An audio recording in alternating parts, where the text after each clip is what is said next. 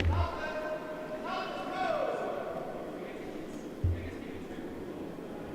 there we go.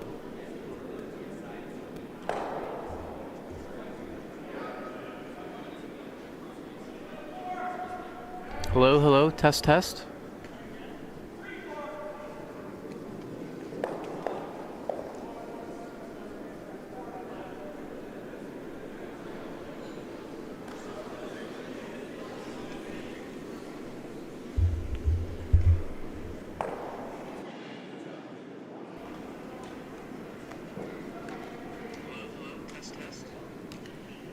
Okay, I believe we are live here.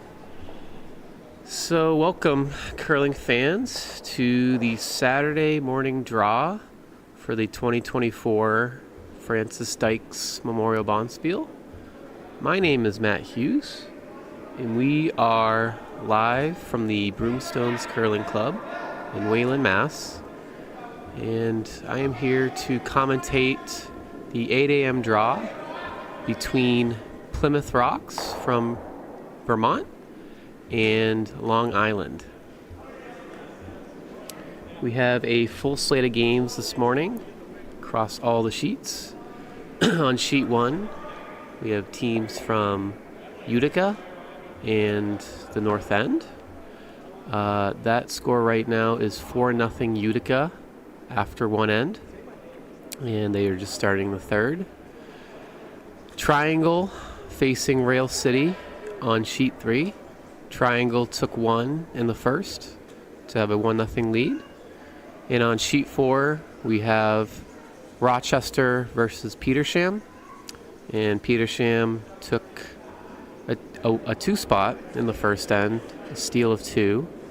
And they lead 2-0 with skip rocks being thrown in the second end.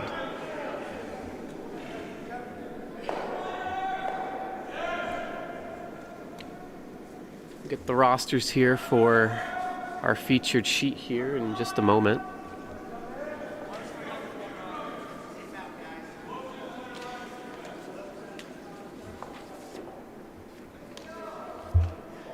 For Team Long Island, we have lead Michael Traybold, second Neil Brown, vice Scott Kubik, and the skip is Mike Kelly.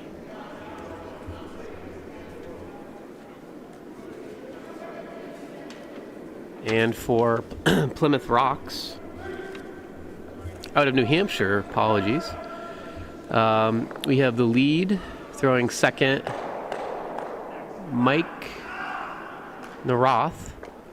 Second, throwing third, Tim Anderson. The vice throwing fourth rocks, Boris Gallego. And the skip throwing lead rocks is Kevin Hilbruner.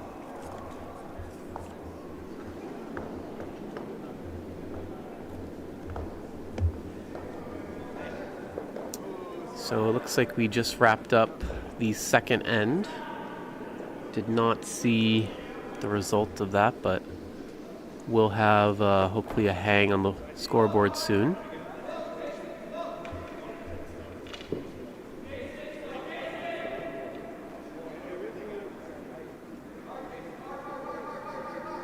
But yellow is throwing, so it appears we did have a steal in the second end. And the lead for Long Island throwing an outturn is Michael Traybold. Michael is in his second year of curling out of Merrick, New York. How he got into curling, he watched the Olympics and it looked like a lot of fun. It's definitely a story that is definitely not unique to just Michael. And his fun fact is that he's a 2-time splash dive belly flop champion. That just sounds like it hurts, even just to say that sentence. But congrats to Michael on being the 2-time, not just a 1-time champion. Always hard to repeat, as they say.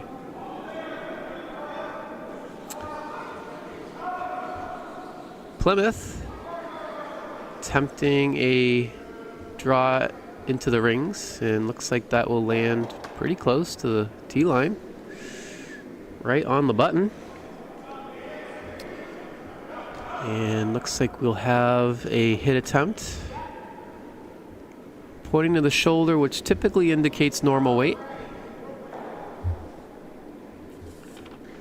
Never a bad idea to test the front end hitting ability early in the game. So let's see what Long Island can come up with. This rock's coming in pretty nicely, getting a lot of curl. This will make contact and roll out of the rings, but halfway down, I gotta be honest, it looked like it was gonna be pretty outside, but nice control weight. And Plymouth here looking to put up another in-turn draw. So this is Kevin Hilbruner from Samberton, New Hampshire. How he started curling: he enjoys strategy and the fellowship with players. Definitely a good reason. And his fun fact, he's got a few. U.S. Navy veteran, disability advocate. Trying to read this next part. Loves Plymouth. Loves buddy cruises. And a daughter with Down syndrome. So definitely great advocate for those with disabilities, and definitely a cause everyone can get behind. The second for Long Island, Neil Brown, also from Merrick, New York, second year curler. I believe Merrick is on Long Island. And why he decided to start curling? He wanted to try something new. I feel like curling is the perfect sport to try something new, because everyone really starts on the same playing field. No one has any inherent advantages starting off. So it's how you make the most of your first few trips, and these curlers, all of them, decided to stick with it, and we're happy for it. Second for Team Plymouth Rocks,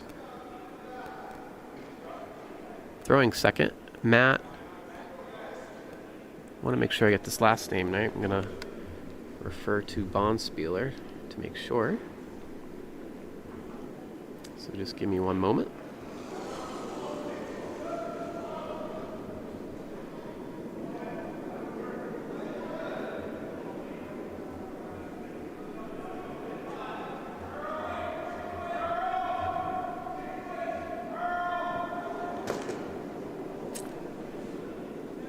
Yep, so second is Matt Noeth, Noeth, from Londonderry, New Hampshire.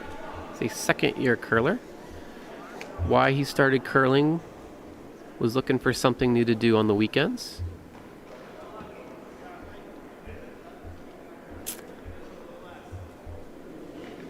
And did put up, it appears, a rock side of the four here. So Plymouth is sitting one, looking for, it appears, a nose hit on that top yellow, and if he gets close to nose, he might make this double.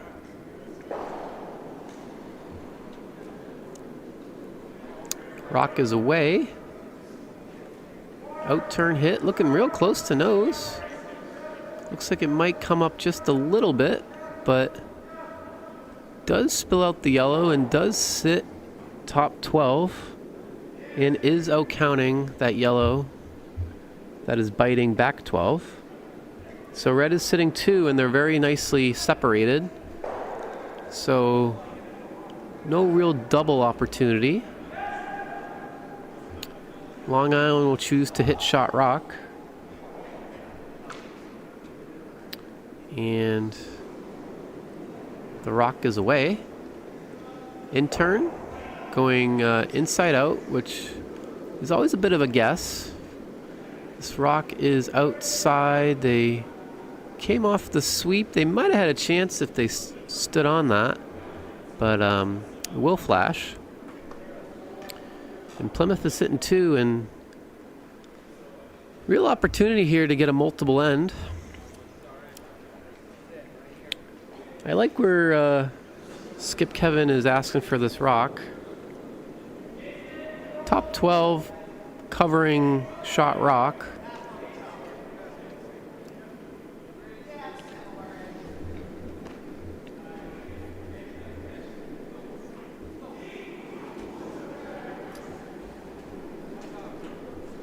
We are on Vice Rocks here. The Vice is Tim Anderson for Plymouth Rocks from Lee, New Hampshire. Also a second-year curler. Why he started curling, it is a great spectator sport, and decided to play. So looks like Tim started as a fan. Maybe had watched a couple games live and decided to give it a try. And his fun fact is that he loves the Grateful Dead, which is a bit before my time, I'll be honest. But I certainly know of them and know they have sort of this cult following. So I think there's a lot of Grateful Dead fans out there, for sure. Double attempt here for Long Island.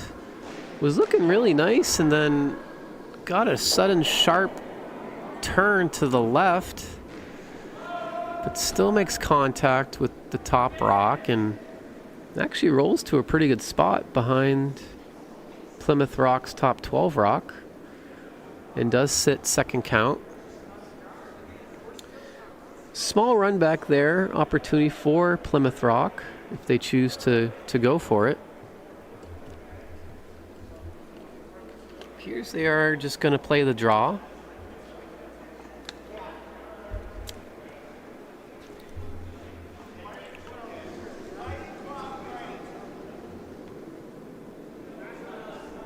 So this is Tim Anderson once again for Plymouth Rocks, throwing the out-turn draw.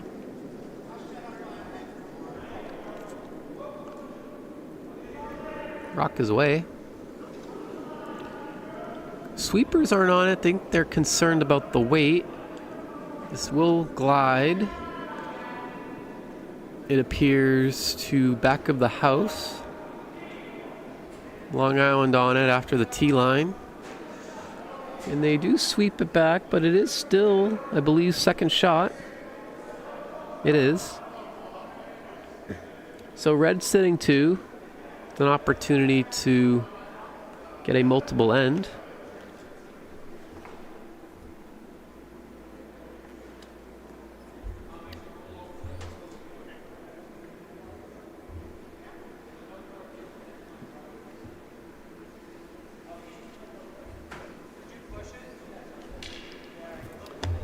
And Long Island coming up here. This is the Vice, Scott Kubik.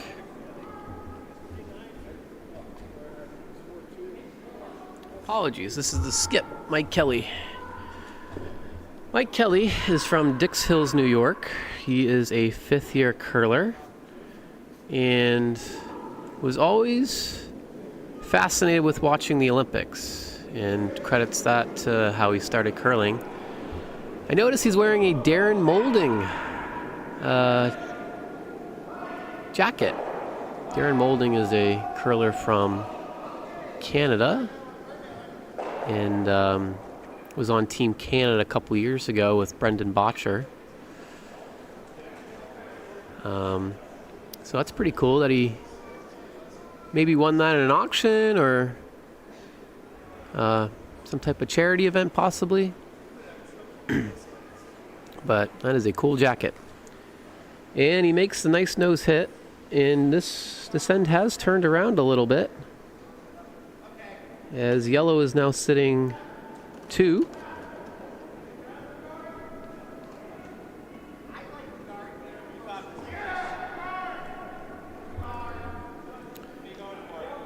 Plymouth now looking to remove shot rock right on the button. This is their 4th thrower, Boris Gallego, from New Hampton, New Hampshire. He is a 4th-year curler.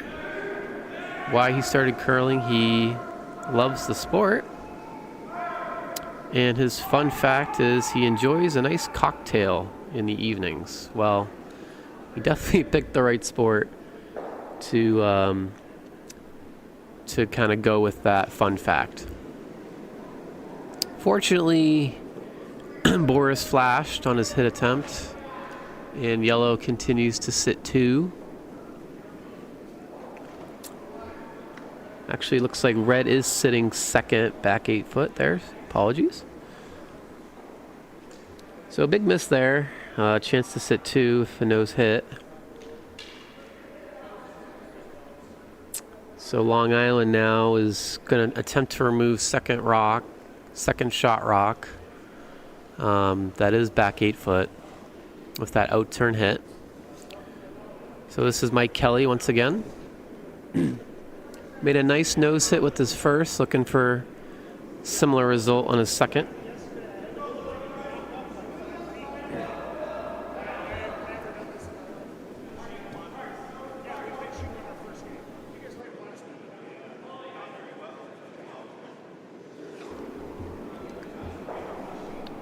Rock is away, playing the in-turn. And this is wide. It's going to need to curl up a little bit. And it will make contact, does lose a counter back 12 and spills to a biter. But does the trick. Long Island is sitting 2, and it will be a nose hit for Plymouth to secure their 1. Little room for rolling here for shot rock. Second shot is just in between the 8 foot and 12 foot. But you would like a nice nose hit here with control weight. I'm a little concerned. This is already on the center line in curling. And once again, I think we will see a flash here. And unfortunately for Plymouth Rocks, that will be a steal of 2 for Long Island, and they will take a 5-0 lead going into the 4th end.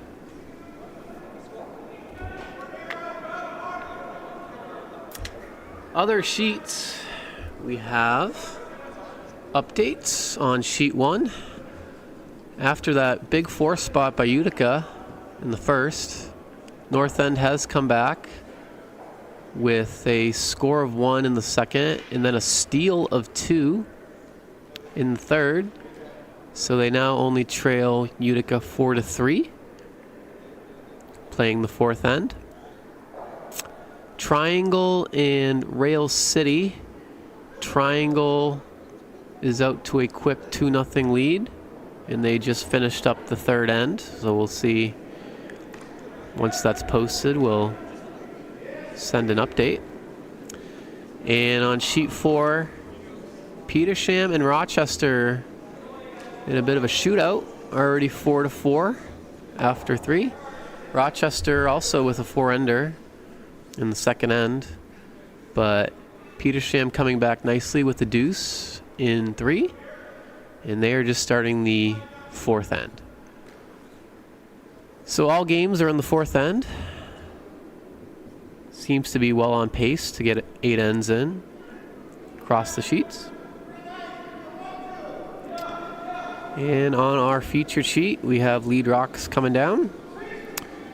Long Island threw up a biter, top 12, that Plymouth is deciding to come around. The line on this looks real nice. Plenty of rotation. It will grind and come to a halt and sit top 12 fully exposed. Expect Long Island to make a move on that red.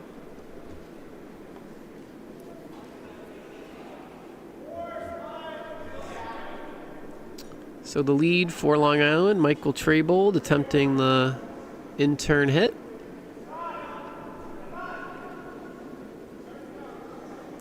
Seems to be pretty quiet weight. This might over curl slightly, but redirect off his own. Will make contact with the red and push it to the back four. So it does move the rock to back of the house, but does lose his other counter. Probably give that a 1 out of 4 on the stat sheet.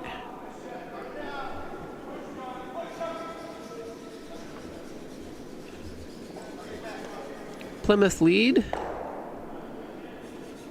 / skip, Kevin Hilbruner, attempting another in-turn. Kevin using the stick, which is a great option for those of us that don't have the best knees in the world.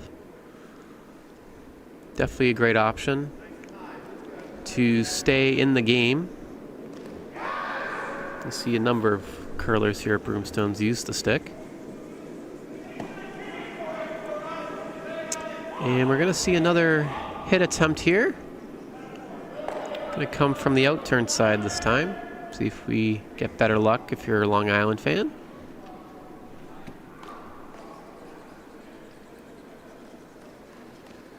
I believe Long Island, I'm not sure, maybe someone in the chat can correct me, but do they have their own dedicated facility?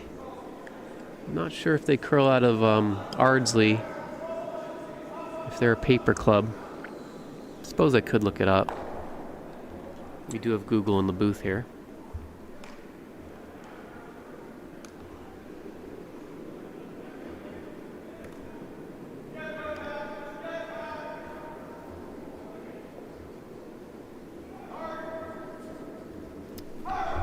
So they do have their own dedicated facility. It is in Syosset, Syosset, New York.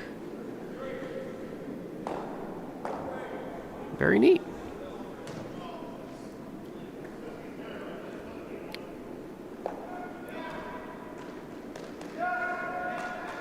Held at the Long Island Sports Hub.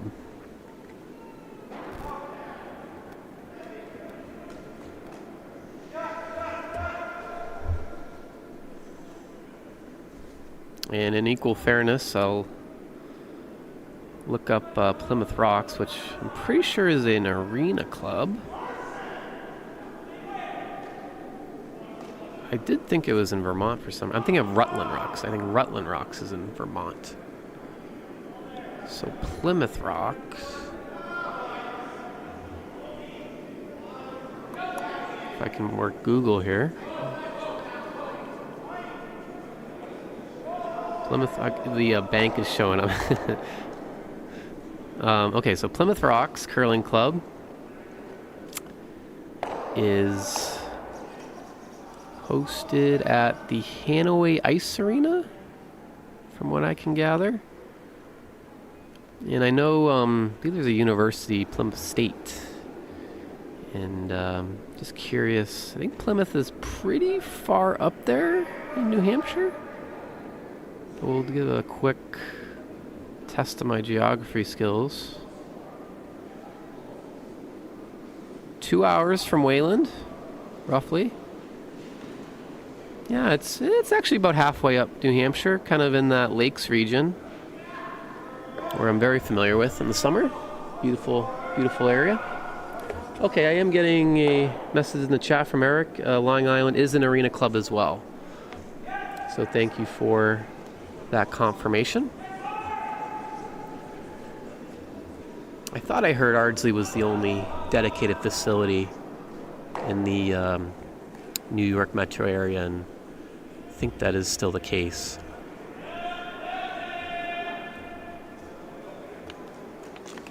I do remember playing a team called St. Andrews, so I think I might have been confusing Long Island and St. Andrews. I believe St. Andrews is the paper club that curls out of Ardsley.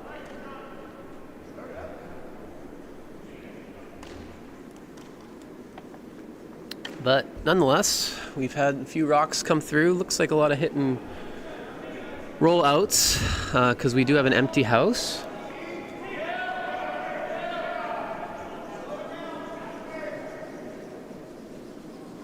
And that rock will just bite top 12. And Plymouth will attempt a come around.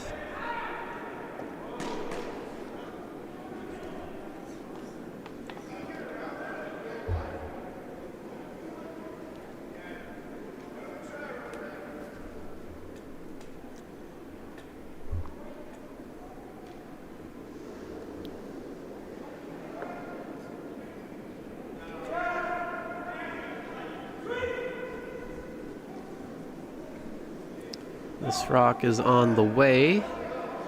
It's going to flirt, I think, with this top 12 biter. Might come up short, actually. Coming up a little short. The line was real nice. Just needed about 5 or 6 extra feet. Would have got really nicely buried on that line.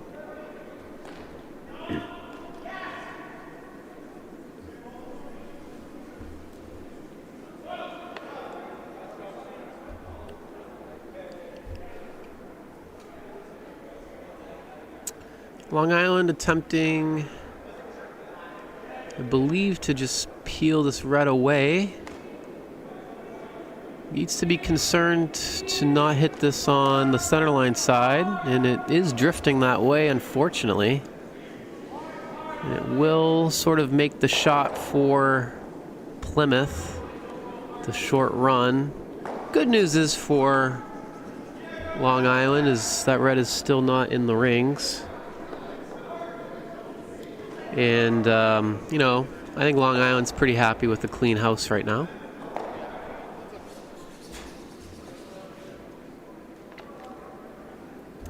But Plymouth with an opportunity to come around or maybe even split that red into the house, because it is fairly close. I'd say about less than a foot, 6 inches, 8 inches.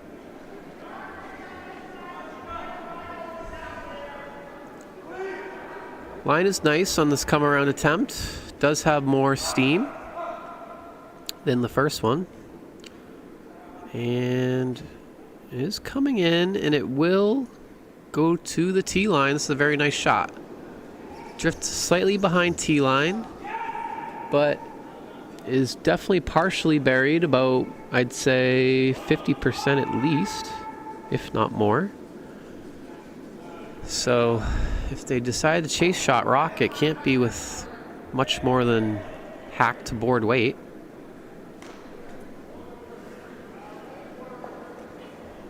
So nice shot there from the Vice for Plymouth. Tim Anderson.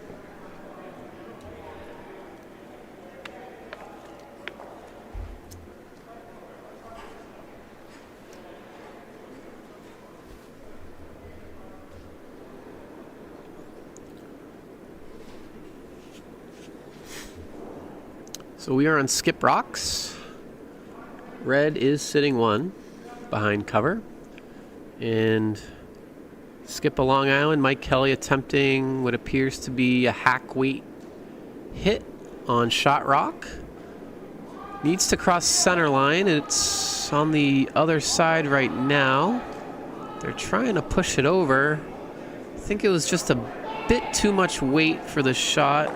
It was heavy board, and it will flash on by.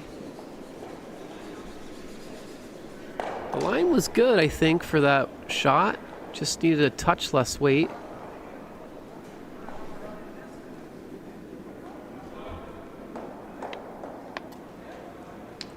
And now Plymouth Rocks with a chance to sit 2.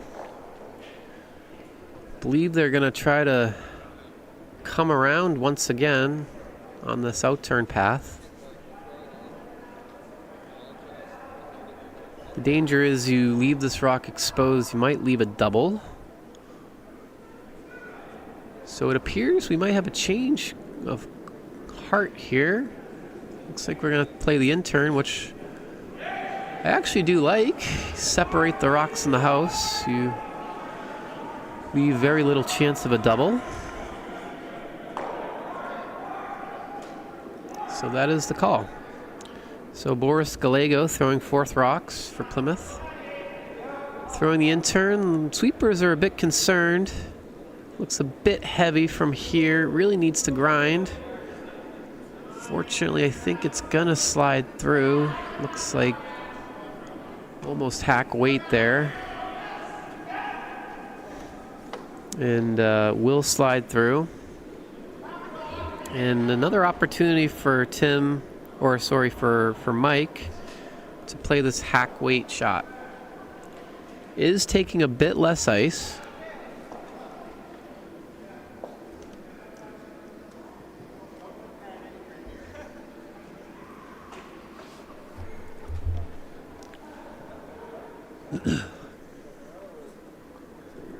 So definitely one way to correct for being wide is taking less ice. But I think what I would have done is probably a similar line and just thrown closer to hack weight. But we'll see what happens here. Mike Kelly with his last. Still on the right side of center line. Does need to come over once again. Did have a bit of an outside release. So this will struggle to come over. And once again will flash through. The weight was better on that one. But I think he just had a bit of a pop outside release. And Plymouth now with an opportunity, if they choose, to maybe play a split on that top red. And they are taking the line that would allow for that to happen. Very quick decision here from Plymouth. And the rock is away.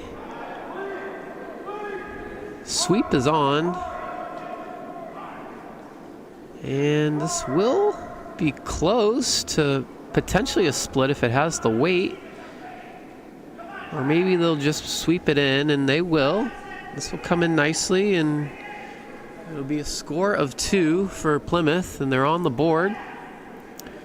Nice skip shot there from Boris. And a 2 spot. So Plymouth cuts the deficit to 3. It is now a 5-2 game for Long Island after 4. Other sheets, North End continuing their comeback after Utica scored a 4 spot in the first end. It is a tie game, 4-4. Playing the 5th end. Triangle holding a lead 2-1 over Rail City in a battle of single point scores so far. We are playing the 4th end.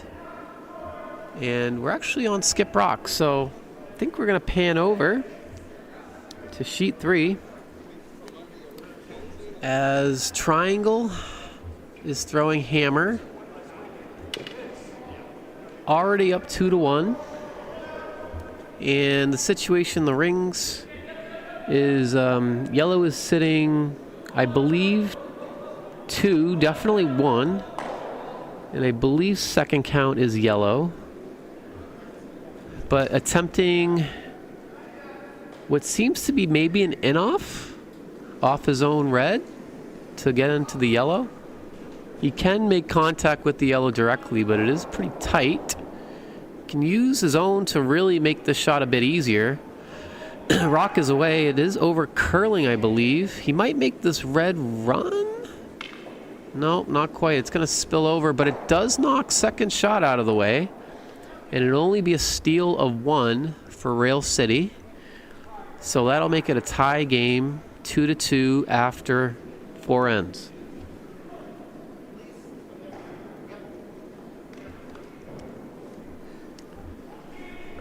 And to finish up other sheet coverage here, on sheet 4, they have not hung the 4th end yet, but we still have a tie score of 4-4 between Rochester and Petersham.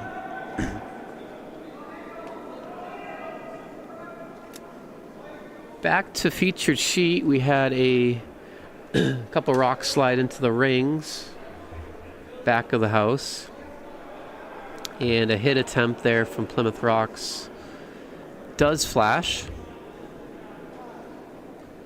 So we will have, it appears to be a guard attempt from Long Island.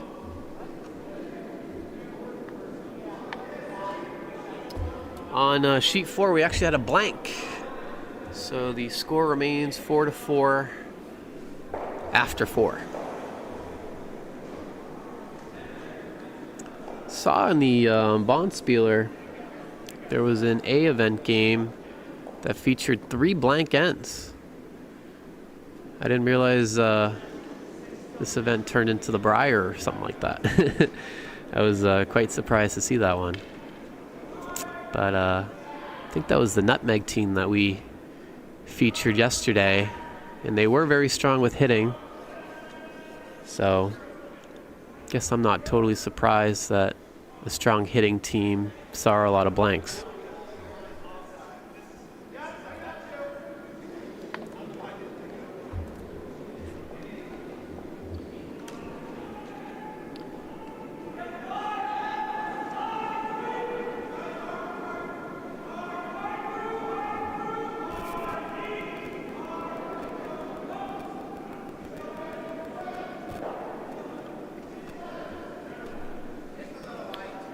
But just for context, we are in the C bracket here between Plymouth Rocks and Long Island, so I believe you need at this point to win to stick around in the bracket.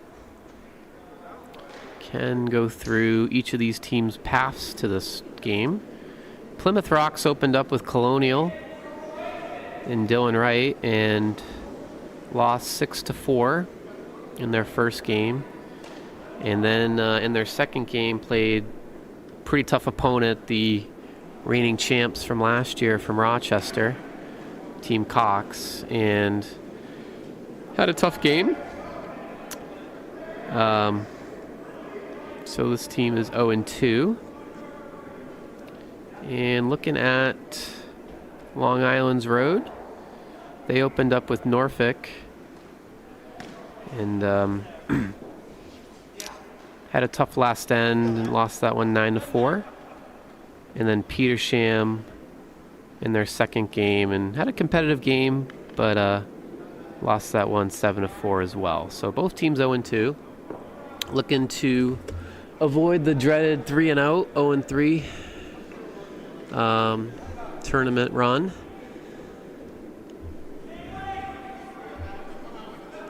And but the winner will stick around in the C bracket and likely play later today.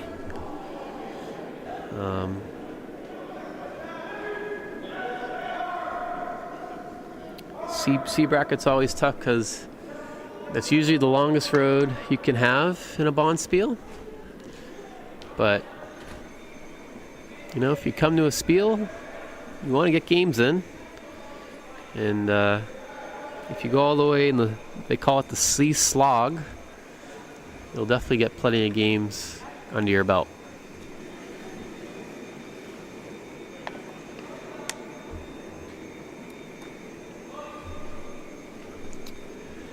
So, as I was sort of rambling there, red does have one undercover without hammer.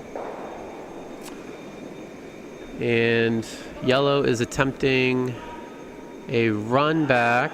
This is on the outside right now, and again, unfortunately, will flash.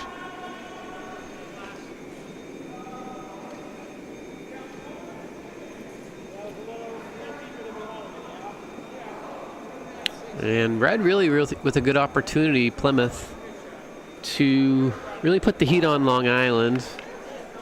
Can either decide to draw around that center guard and sit 2. Or potentially put up another guard and make it real difficult for Long Island to get into the scoring area.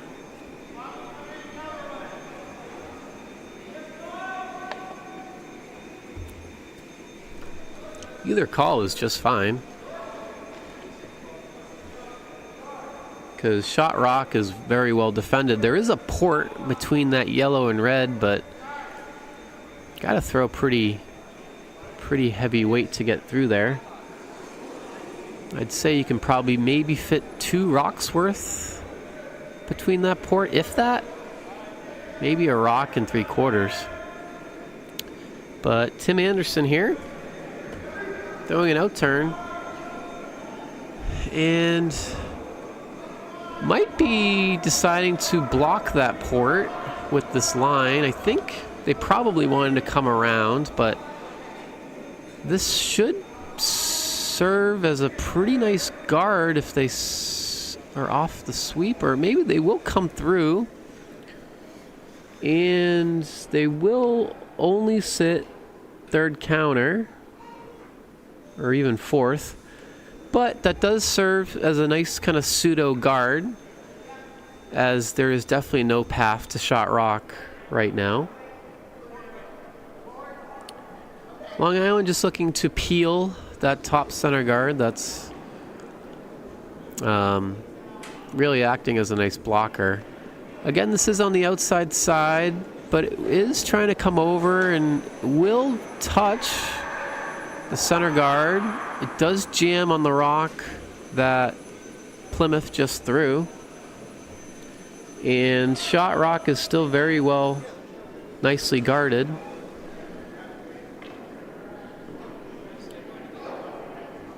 Another option for Plymouth, and they're not looking at it.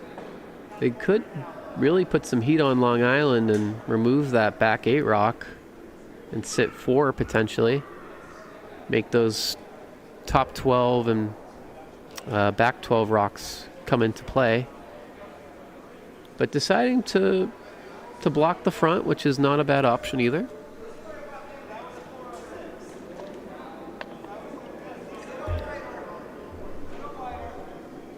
Still have, I believe, 1 more to come. Or a couple rocks to come. This is the Vice's 2nd, Tim Anderson. This rock is a bit heavy. Sweepers are not on it. Looks like this will come into the rings, which isn't a bad option. Despite the pleading from the sweepers to have this rock stop, I have yet to see that work in all my years of curling. But this does nestle nicely against Shot Rock. Does potentially leave a hit on the rock that was just thrown. They can probably see about 3/4 of that rock. So Long Island is attempting to hit it. The miss on this is narrow to try to open up more of the rock. But the rock is away and the line looks pretty nice. Trying to carve it over. Will it make contact? No, it does come up a bit wide. And now Plymouth really in a good spot to guard this draw path or potential hit and try to sit either a 3 guard or top 12. That seems to be the call for the 4th thrower, Boris Gallego.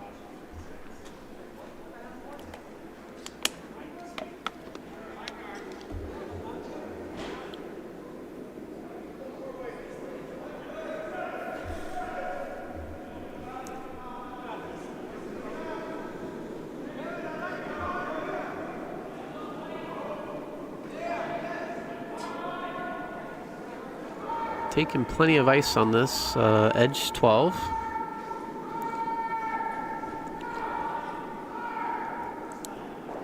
Rock is away. Sweepers are on it, but to me it looks like plenty of weight for the called shot. Maybe sweeping more for line. Will come into the rings. And it will nestle up against those now 3 rocks around the 4-foot. Does leave a hit for Long Island on the rock that was just thrown. Potentially can get rid of 2 red rocks here. If you hit close to nose, I believe those rocks behind the top 4 rock will spill out.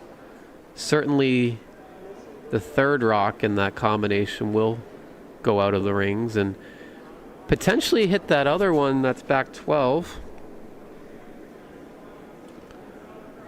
If you're Long Island, you definitely want to try to keep your shooter as well, but with this weight call, it's going to be pretty difficult unless you hit right on the nose. This is coming up a bit narrow, though. This is going to hit the top red. Close to nose. Will touch actually all 3 of those red rocks and jiggle them around. It does leave Plymouth still sitting 2. And an opportunity to guard against another hit attempt. Another call for Long Island or for Plymouth is to knock that yellow rock out and potentially sit 5. And kind of ask Long Island, what do you got?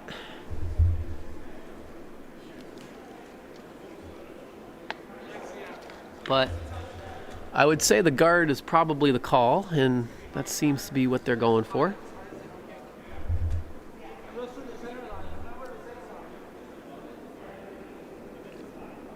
So definitely an opportunity here for Plymouth to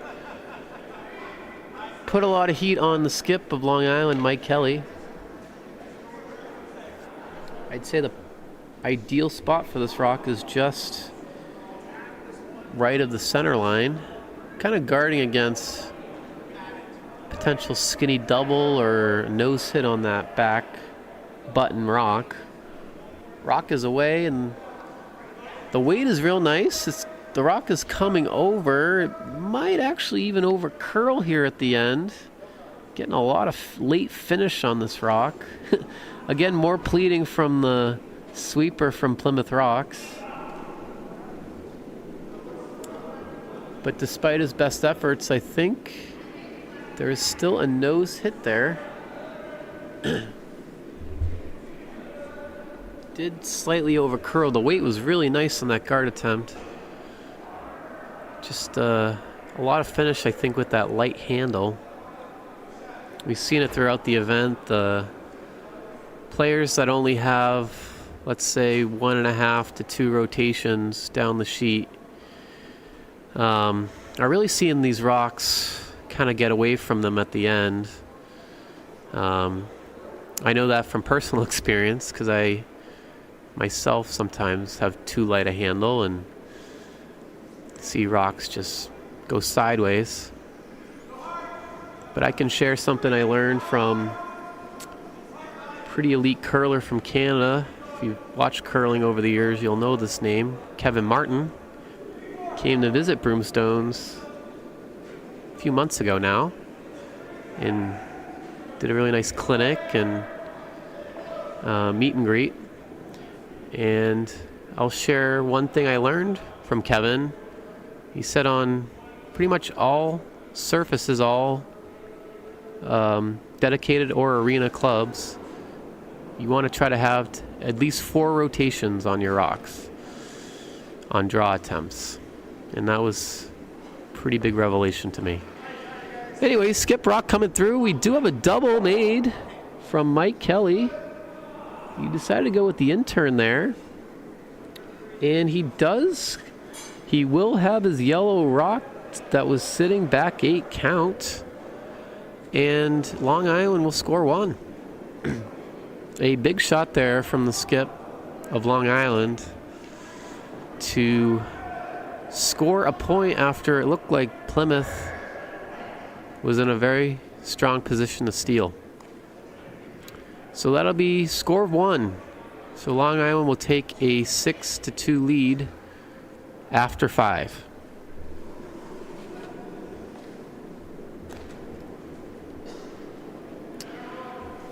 Going across the sheets on sheet 1, North End making a very strong comeback, are now in the lead 5-4 after Utica took a 4th spot in the first end. Looks like North End just maybe had some shenanigans last night, wasn't quite ready for the 8 o'clock draw and just needed to wake up a little bit, and they take a 5-4 lead, scoring in 4 straight ends. Triangle and Rail City tied at 2 in the battle of single points there. And sheet 4, I think we'll pan to sheet 4 as we have Skip Rocks coming in. This is the final rock for Rochester's, the defending champions of this event. Already sitting 3 around the 4 foot, looking to draw for a 4th. So taking advantage of that blank end in 4 to carry over hammer, and that is going to pay off handsomely, regardless if this shot is made or not. But this shot looks real nice. It's coming into the 4 foot, and it has real nice weight, and will just nestle up against his own rock back 4, and that is a big score of 4 for Rochester, and they'll take an 8-4 lead going into the 6th end.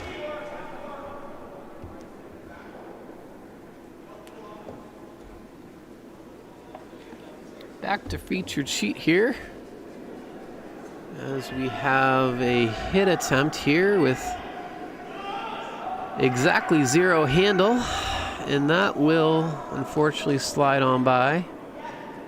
Bit of a knuckleball thrown there. Never easy to judge what that will do.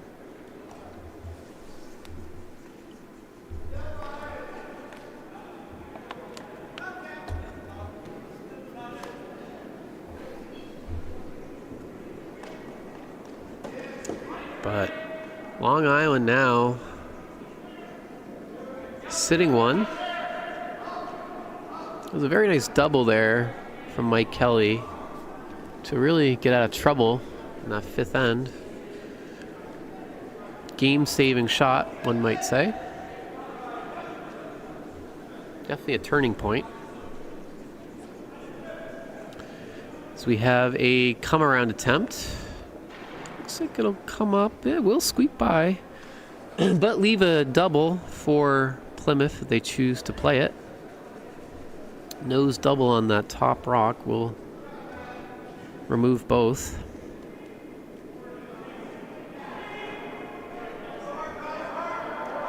But opting for the come around, not a bad strategy when you're down. Definitely want to try to keep rocks in play.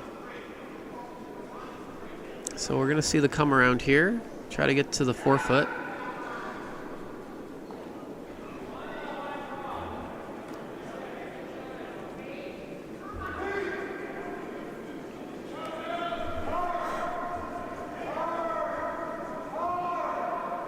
Rock's coming in, has a pretty good line. It might bounce off that shot rock and roll to the open. And I'd expect Mike Kelly to hit this rock out, and he does.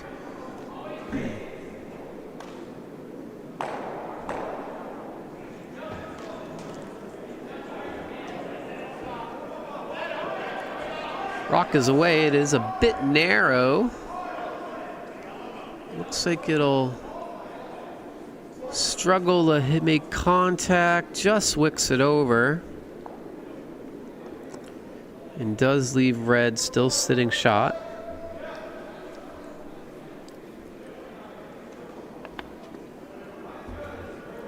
Notice the skip of Plymouth is also wearing a Merrimack Valley shirt. Merrimack Valley also in this event. They curl out of Nashua Curling, or Nashua Country Club, I should say. Nice club, and I'll actually be up there next month for the Gordon International, which is an event that pits the GNCC against the Quebec equivalent. So it's a US-Canada event. Very excited to be playing in it, representing Broomstones.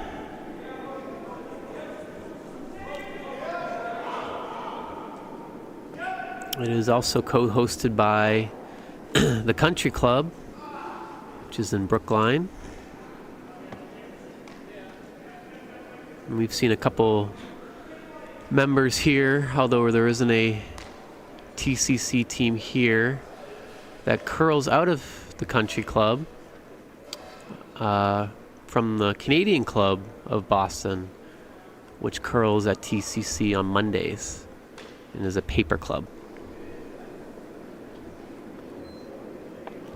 So a lot of representation in this event, as always. Yellow attempting this peel of this guard that was very nicely placed and covering shot rock. Red still sitting the one, but without cover. Could choose to try to sit two or guard this rock. Could also again play that double, but needs to be concerned about maybe spilling onto his own shot rock with that call.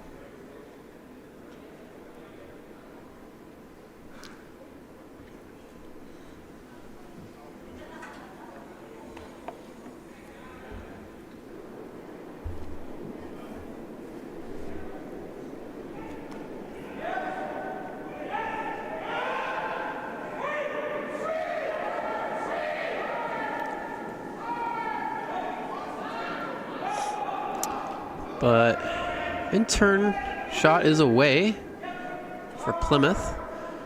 Looks like they decided to try to sit two with this rock, and definitely not a bad option. Line is really nice on this. It's going to come in. And the weight's also very nice. It's going to be just on the tee line. And they will sit two. This double is available, but pretty skinny. Probably need to hit about, I'd say, a quarter rock to make this double. A half would roll, I think, over the top. But we'll see what happens. Scott Kubik attempting the double. The line is nice. Looks like it's going to hit a bit too much of the rock for the double, but sit right there.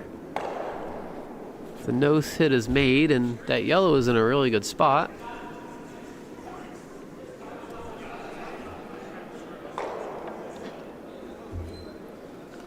And Plymouth deciding to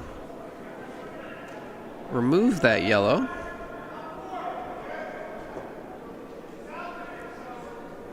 Probably the right call. However, if they do nose it, they will not be second shot. They'll need a bit of a roll towards the center, so we'll require for the rock to be hit more on the outside, the center line side. But this is going to curl more towards the nose.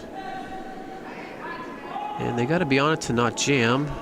And they avoid the jam, but they will roll over to the side of the 8-foot. Leaving very nice separation on those rocks. But yellow still sitting second count.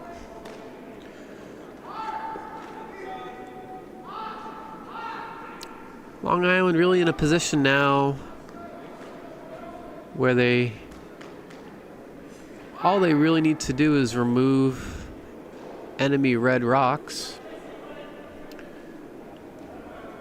Choosing to go after shot rock, they can probably see about 75% of the rock from the hack. The other school of thought is to hit the open red and remove any opportunity for a big end for Plymouth. This is on the outside. This will not make contact and slide through, and that is one of the dangers for going for a more precise hit.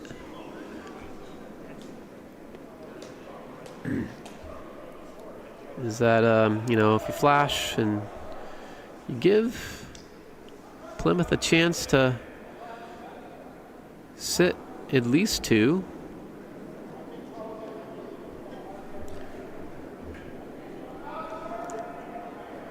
Good news for Long Island is their two yellow counters are in a very nice spot that Plymouth can't easily remove them without losing their shot rock.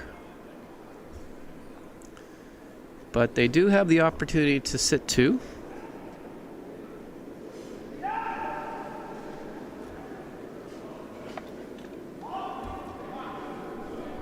So the in-turn again, being thrown by fourth thrower Boris Gallego. Line is pretty good. It looks a bit light from here. Gonna need to sweep this to get this in the rings. It's gonna hit the top, yellow. Slide it over a bit. But not a horrible spot. Does guard shot rock. Again, another pseudo guard.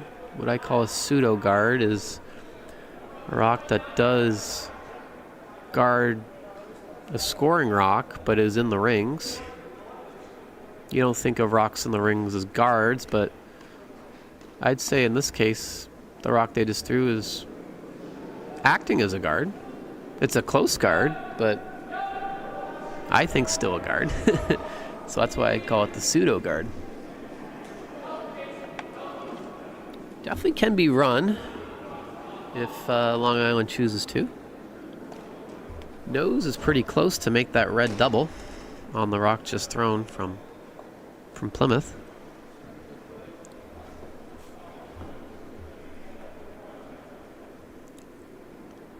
But choosing for the in-turn draw. Trying to get around what Plymouth just threw. Now the skip's coming back. Probably if you're Long Island with the scoreboard the way it is, wouldn't hate to see a nose hit on the red just thrown. If you make the double, great. If you just hit and not make the double, you get rid of an enemy red. While it's not counting now, Plymouth does have another rock to potentially make that rock count.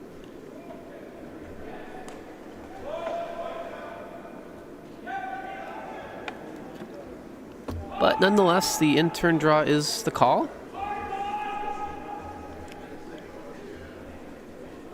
If you make it, you can probably steal. Oh, and now we have a change of heart after some discussion. They are going for the nose hit, and this is a call I like, given the scoreboard.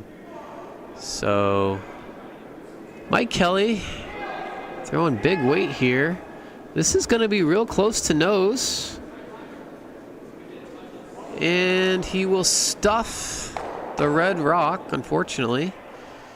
But a really nice attempt. And does keep a shooter around, which is important. So there is no easy hit here for Plymouth to get more than just two. Because Long Island is sitting second and third, which is important. So I really only think the shot is the draw for 2 here for Plymouth.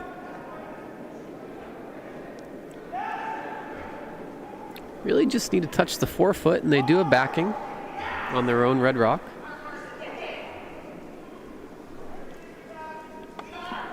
And that appears to be the call.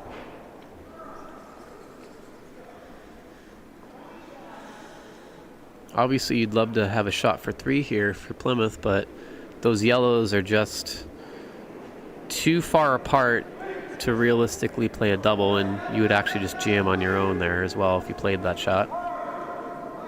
So the draw for 2 is the call. Sweepers are on it to try to get this into the 4-foot. It's coming over. It needs a wick. I think it's going to get it. And they're going to get their 2 from that nice wick. And Plymouth, with a deuce, cuts the deficit now to 6-4. And definitely more than a... what's the phrase I'm going for? Puncher's chance. More than a puncher's chance in this one. 2 ends left. Trailing by 2. Other action. Sheet 1. Utica in the north end.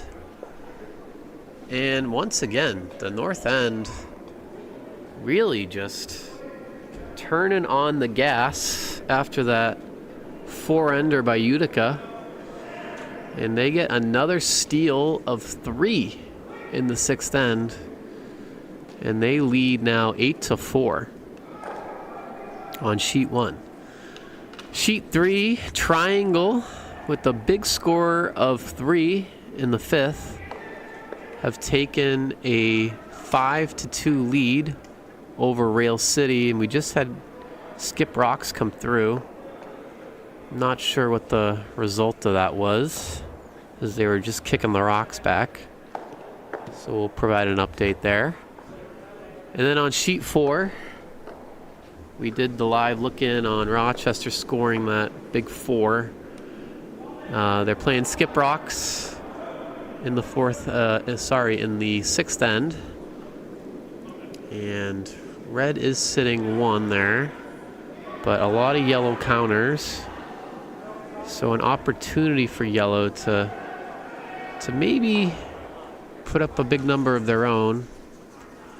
Keep an eye on that as we're on Skip's last rocks there. On our featured sheet, we have a yellow rock that came into the rings. And we're going to see a hit attempt. And with the stick, we have plenty of rotation on this guy. And this is looking real nice for a nose hit. The sweepers stay on it. Maybe even a roll around cover. Very nice shot there from the lead. And that'll sit right on the 4-foot.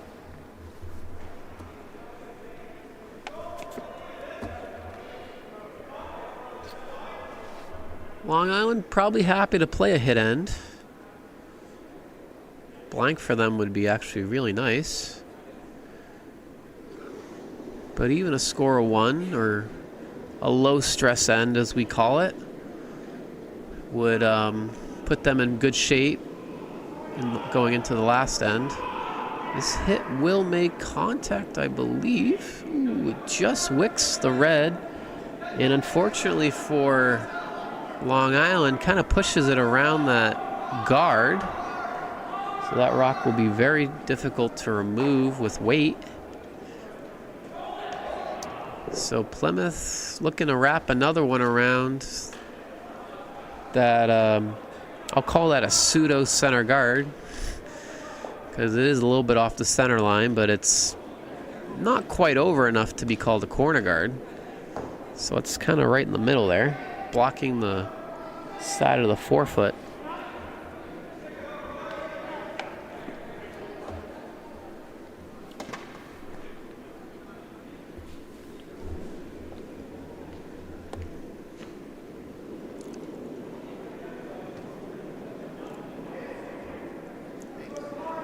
In-turn draw here for Plymouth.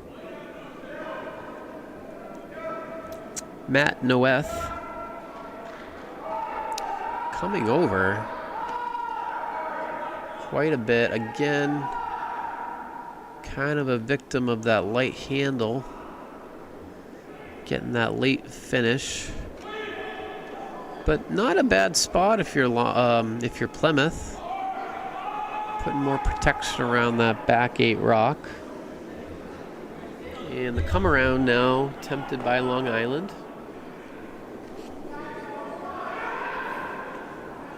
Definitely an important shot for Long Island.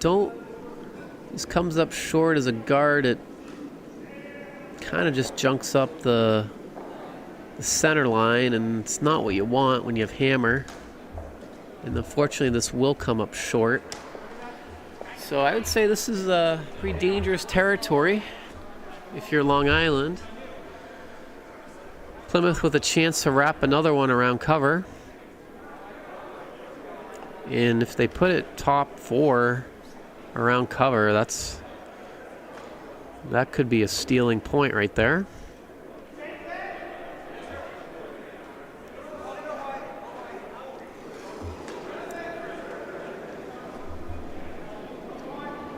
In-turn draw. I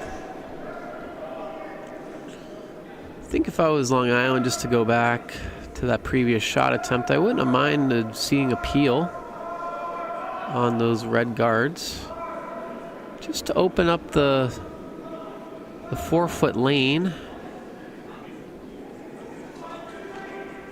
It's always a difficult call for newer skips to make. It's not the sexiest call to make, but it is important to clear up that front when you need it, especially when you have hammer.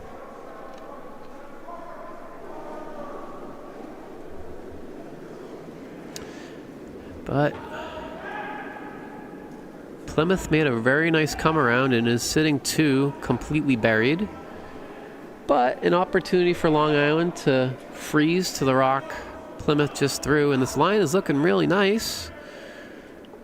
It's coming over. Will they have shot rock? Ooh, that's close. It is in a really nice spot though, top 4. If I had to guess, it looks like red is still sitting the 1, back 4. But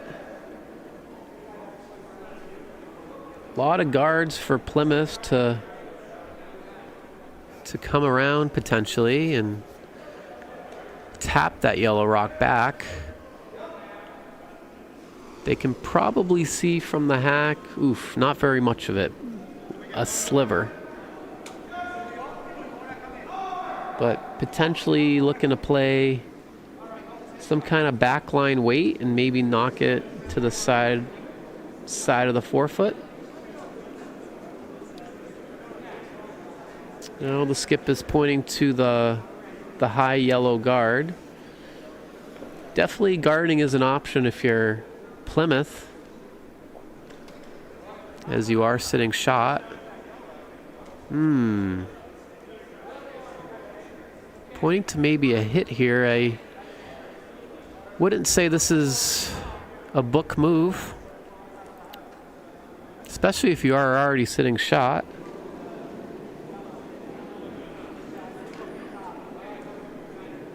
Yep, the front end is asking for a guard, but looks like the hit is gonna be played. So we'll make contact with the top yellow. Oof, just ever so slightly. It does move a red towards the rings, and it will spin towards the 4-foot actually. But does leave a double on those red rocks if Long Island chooses to play it. Definitely an interesting end playing out here. I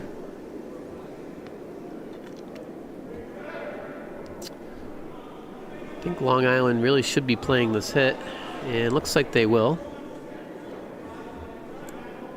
point of the shoulder, normal weight.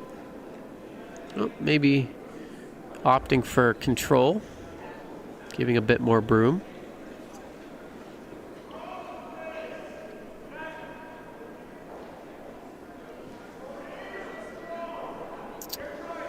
Out-turn hit is away for Long Island.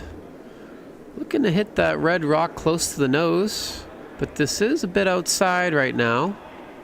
Needs to come over. Does. And will stuff against the back four red. And now yellow is certainly shot. Good shot there. It does line up those two reds in the back 8 foot. And there is certainly a double on those rocks if it stays as is. I think definitely a questionable decision from Plymouth to play that hit with their last, considering I think they were shot, and a steal of one would put them in a position of only being down one going into the last end. And really did Long Island some favors by opening up the front. But we definitely all learn as we go through our curling journey.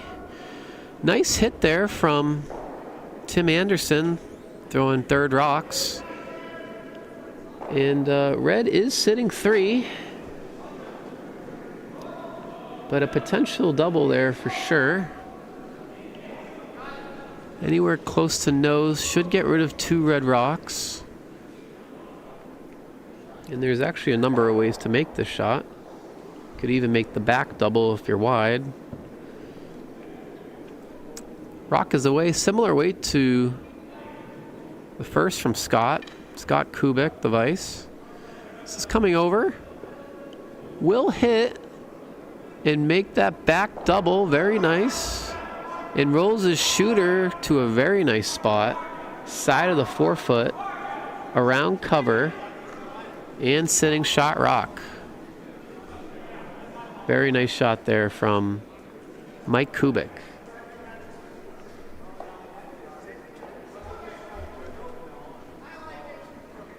Didn't remove that other red, but I think where the shooter ended up, Long Island's going to be very happy.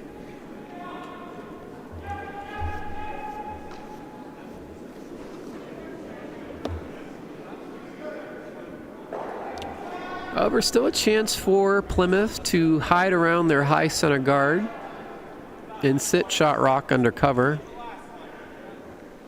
I believe that is the call with the out-turn draw.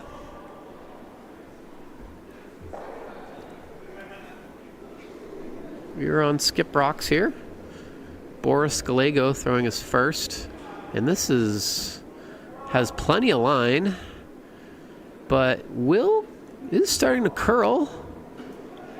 Getting a lot of finish again with that light handle. Needs to get around and is just a bit light. Did get around the center guard, but will stop short of the rings as a 3 guard. And Long Island still sitting 1. Believe they'll try the same out-turn draw, or they could choose the hit and roll. Based on the broom, I think he is going for the hit and roll, which is a fine call.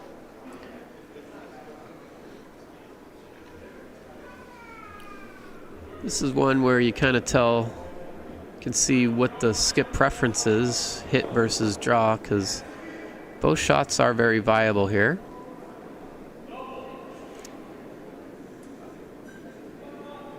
Definitely a safer call to remove this red if Plymouth were ever to make that red-yellow run back.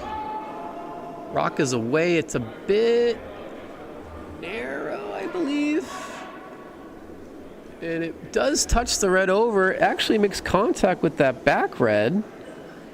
And despite losing his shooter, was able to move that back red back far enough to get his side 12-foot rock count And yellow is now sitting 2. So definitely not the called shot, but if you make contact with the rock you're going for, good things can always happen.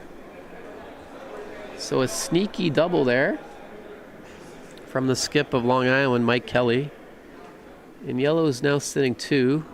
However, still that opportunity for Plymouth to hide around those 2 center guards now, and once again taking plenty of line. The line was about edge sheet on this, but getting a lot of finish. And if it has the weight, it's real close. It's coming in. They're on it frantically. And boy, oh boy, I think they are going to get there. Ooh, that is close to shot rock. And from here, I believe it is red. So a very nice draw from the 4th thrower for Plymouth, Boris Gallego, and red is sitting 1. Now if you're yellow, you can either try to outdraw what Plymouth just threw, or there might be a soft weight tap between those 2 reds. I think you can get there, given the amount of finish we're seeing this week. I think you can probably get there with back line, the hack weight. And I think that's what Long Island's looking at. Between these 2 reds, the benefit to this is if you ever punch that red out, even if you just touch it back of the forefoot, you're likely scoring 2. And if you're able to hit it with any more weight, you have a chance for 3. So big shot here for Long Island skip Mike Kelly. Attempting a soft tap on shot rock to score 2, possibly 3. But really more importantly for Long Island to score, given the scoreboard. Last rock for Mike Kelly. Rock is away. It is outside right now of line, but it is curling over, and it will come up just a little too much. I'd argue they sort of missed the sweep on that one, and it does hit the guard, and it'll be a steal of 1 for Plymouth, and we're going to have a 1-point game going into the last end. Long Island 6, Plymouth 5.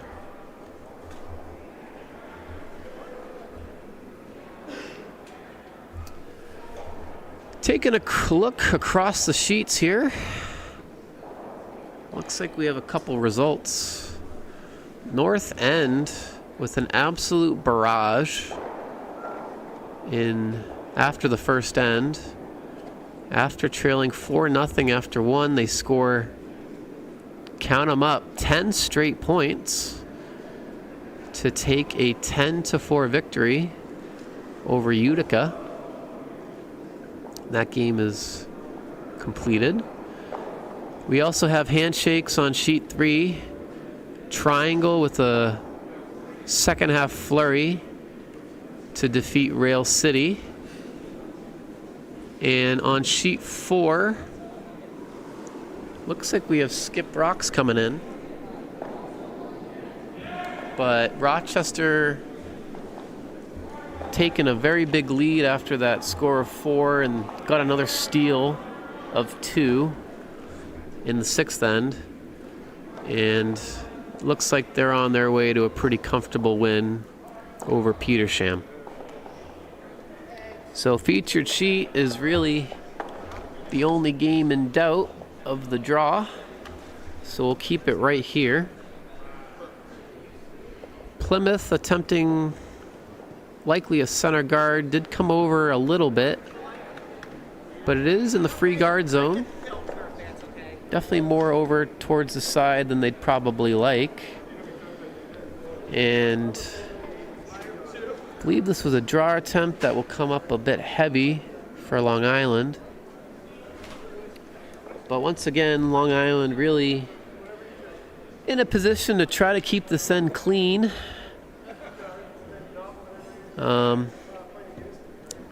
Guards are not your friend if you're Long Island right now. You kind of just want to keep the play to the rings, hopefully trade a couple hits, and hoping for probably a stress-free end to score your one, or at the worst only give up a steal of one and go to skip rocks. That rock drifts to the back 12 for Plymouth. Long Island attempting a freeze.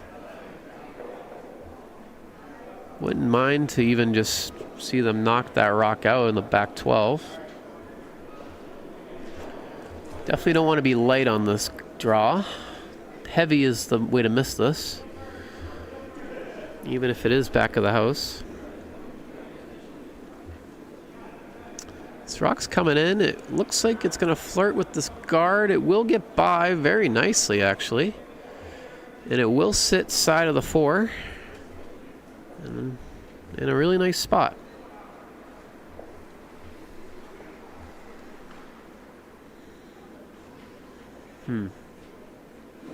Plymouth looking for a run back. Probably not the call I would make. Plymouth is in a position where they really need a steal. And when you need to steal, guards are your friend. So I'd probably throw up a center guard. But the run back is the call. And the line looks fairly close for this, but it is coming over. Looks like it'll over curl, but make contact. And to be honest, that rock does a lot of favors for Long Island, as it removes the only guard from play and keeps it pretty open. Long Island looking to split the house. Definitely want to keep the play in the rings if you're Long Island and not mess with anything up top.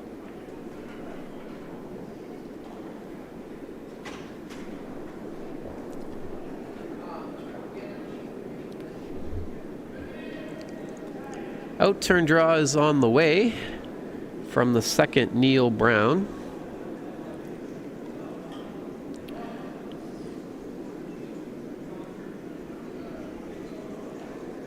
Looks like this is going to come up a little light, unfortunately, for Long Island, and an opportunity for Plymouth to use that rock.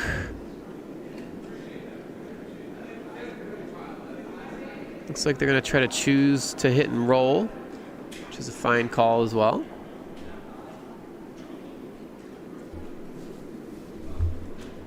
If made.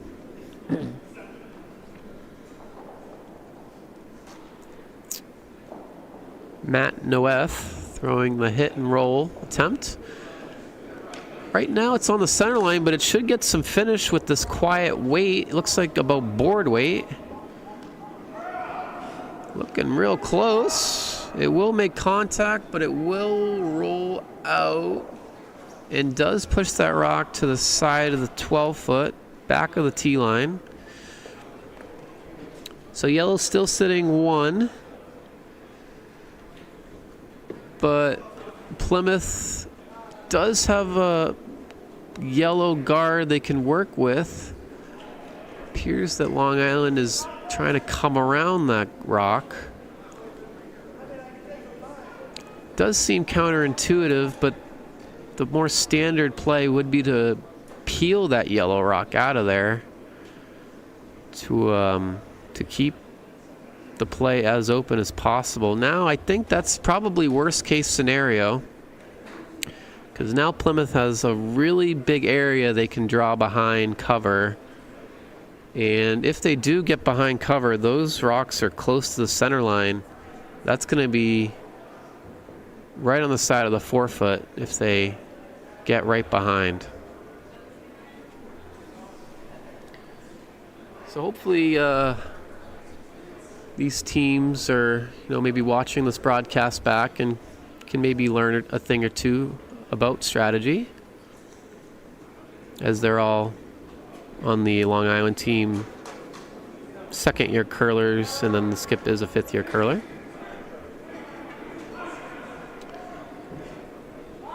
This draw attempt is looking a little tight to the guards, and it will wick off. The weight was really close. Does spill into the rings. I don't believe they got shot out of that. It's close. But Long Island will look to remove that red rock.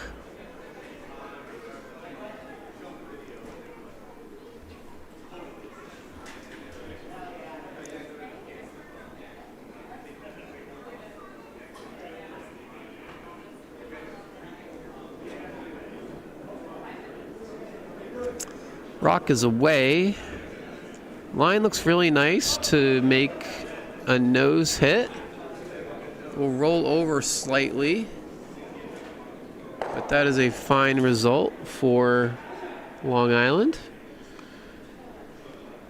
That rock on the side of the 12 is still shot, but it is back of the tee line, and it's close for second shot. From this angle, I believe red is 2, but it is close. But once again, Plymouth with a chance to come around these yellow guards and sit shot rock. And they make a nice one. It's going to force Long Island to make a run back. Rock is away. It looks like it has plenty of speed from here. They're on the sweep. The line is nice. I think they need to be off of this thing, to be honest. It's going to come over. And it will go back of the house. But sit in time. No, I don't believe it is shot. Yellow is still shot. And is going to try to make that same draw.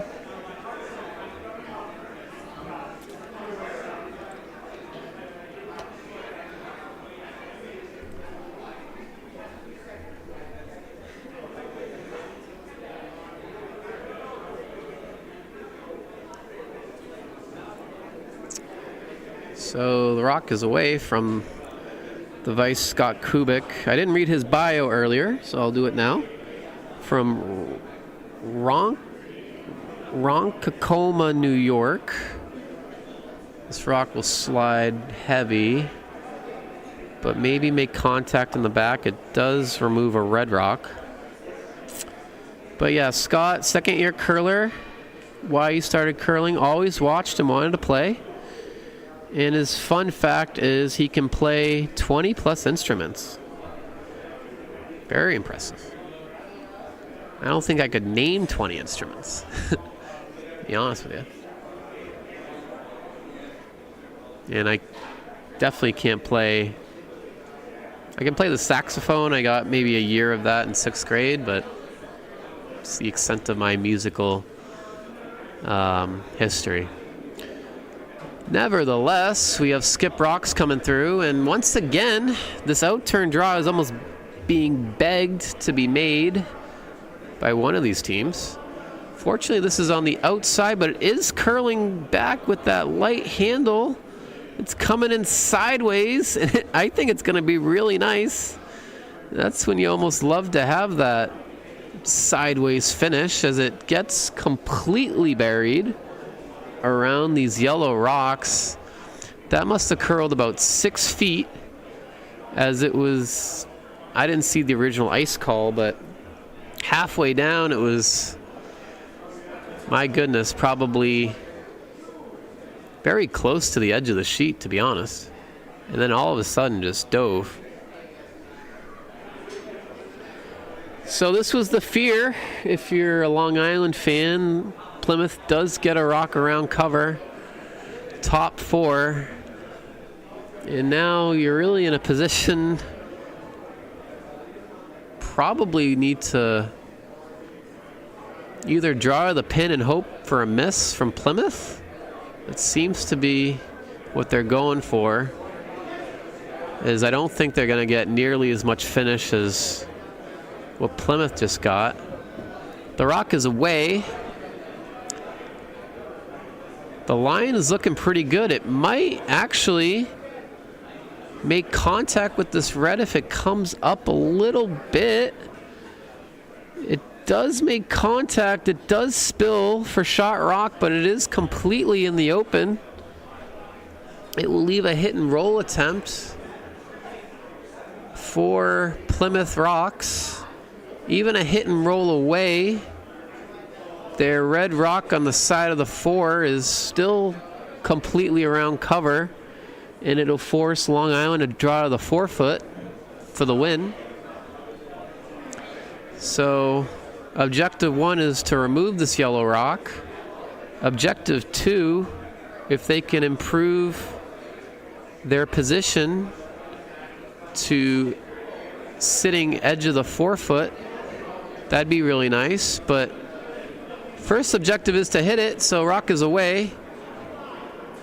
Nice quiet weight. This should come over. It's going to be close to nose. It'll roll over, actually spill to the side of the 8-foot. And now red is actually sitting 2. And Long Island now needs a draw of the 4-foot for the win, and needs to be full 8 to avoid giving up 2. So very exciting finish here. So here we go. Skip of Long Island, Mike Kelly, looking to touch the 4-foot to get his winning point.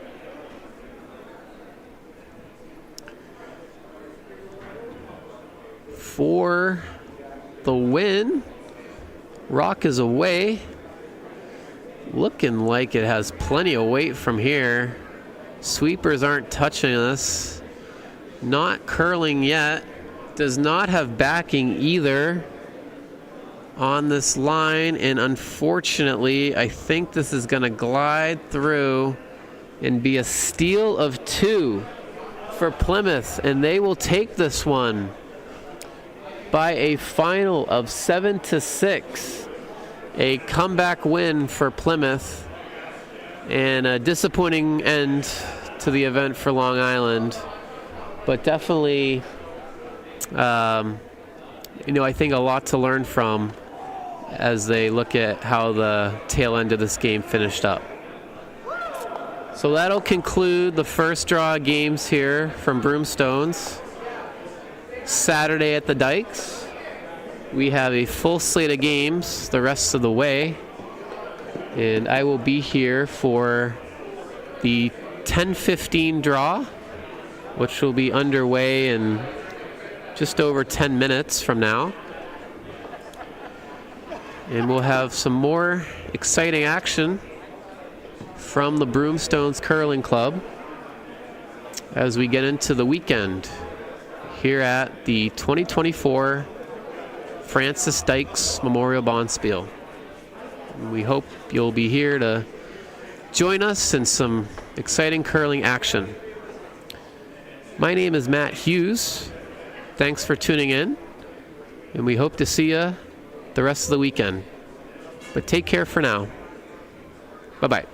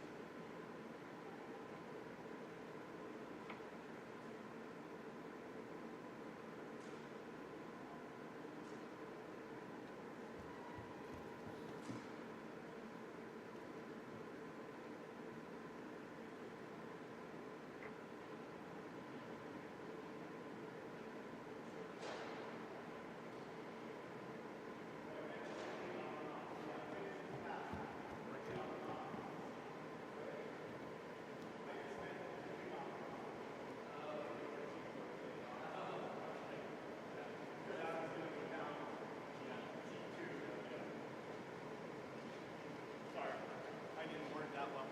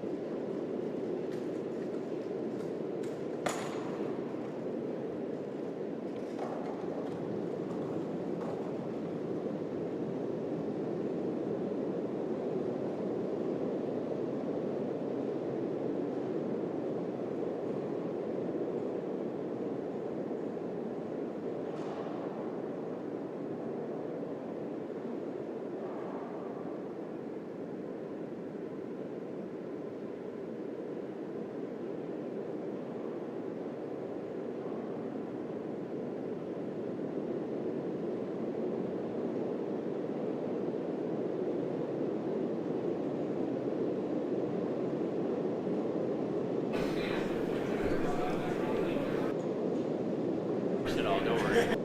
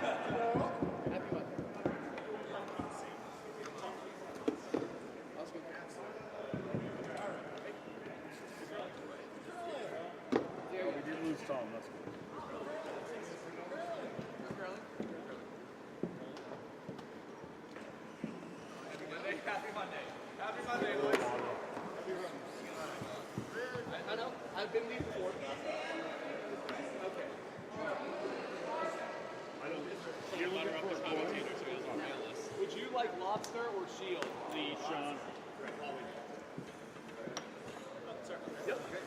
Hey, hammer. Yeah, that's been real good for us.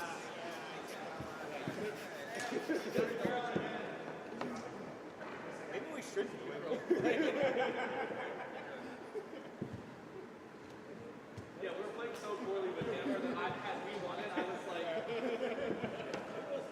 we'll receive in the second half. Like, I was like,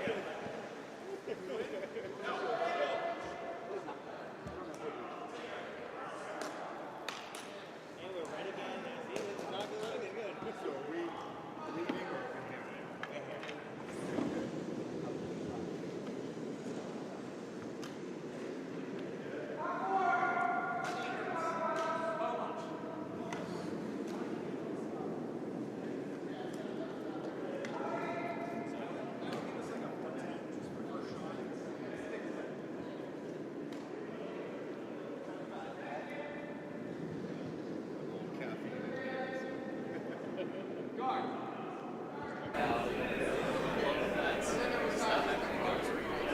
Yeah. So you're used to. I've never been down there. I have curled arena ice.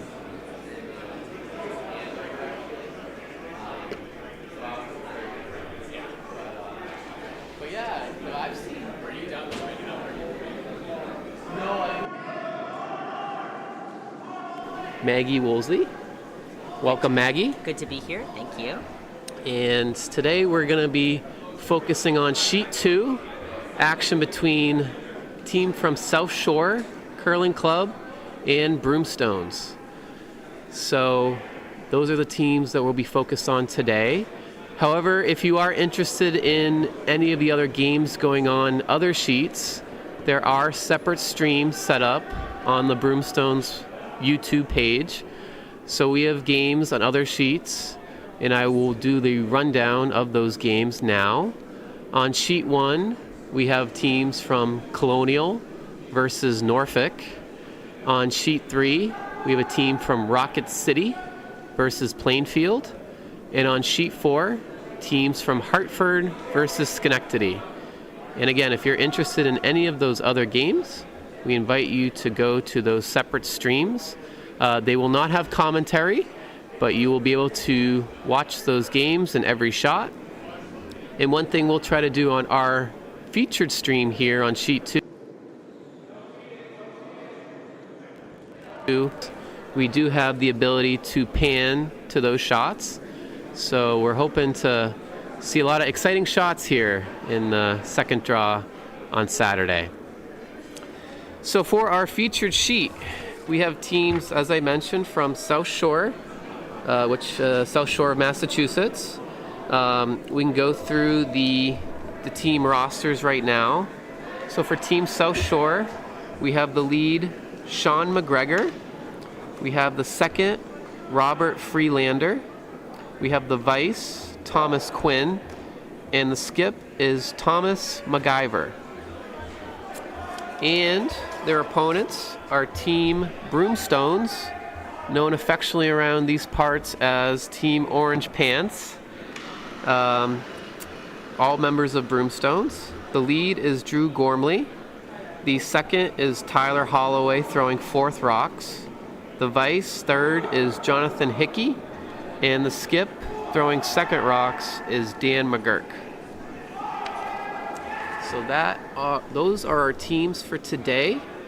And we've already had lead rocks come through. What's the situation we got, Maggie? Yeah, we started out, Broomstones, Team Orange Pants started out with two centerline guards. That's very common for them. This is a team that loves to steal. So we can expect to see a lot of rocks in play, probably some big scores from this team, and both sides. Yeah, absolutely. So we have Dan McGurk. We're on second rocks. Looks like he's attempting a out-turn draw between those two yellows. Trying to get to the forefoot, it appears. This looks a little heavy. Looks like Drew's trying to maybe hold it straight and get some sort of wick off the corner. Yeah. Doesn't look like it's happening. Doesn't look like it's happening, but the weight is fairly close. It will slide back house to back 8 foot, almost touching back 4. But it is fully protected right around that center guard. So not a bad outcome, I would say. Not a bad shot. Not bad. It'll be tough for the South Shore team to freeze to that, given how close that corner guard is with the amount of curl we have on the machines. Absolutely. So here's the second from Team South Shore, Robert Friedlander. Robert is from Mequon, Wisconsin, so from the upper Midwest, which is curling hotspot. He is in his 4th year of curling. Why he started curling, he says, because it looked fun, and who can disagree with that? And his fun fact is he plays jazz trumpet. Plays a jazz trumpet. We've had a couple musical folks in our earlier draw as well, so maybe we could probably start a band with the amount of, talent we have on the ice. Didn't see the result of that shot. Did that go a little heavy? It did. They were a little narrow of line and a little heavy, so it went right through the house. Okay. So an opportunity here for Broomstones to sit 2 without hammer. South Shore, I believe, does have the hammer as that is hung on the scoreboard. Dan McGurk, always nice to throw the same shot twice in a row. For sure. For sure. Trying to improve this rock to maybe top 4 to a position where South Shore can't freeze to it. The line looks good. Just wicks off the wide corner guard, but will roll to a pretty nice spot right on the tee line. And they are sitting there too.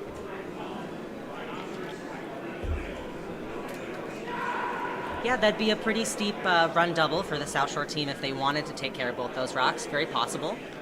They could maybe even get the roll behind the corner there. That would be probably the best outcome for them here. Agreed.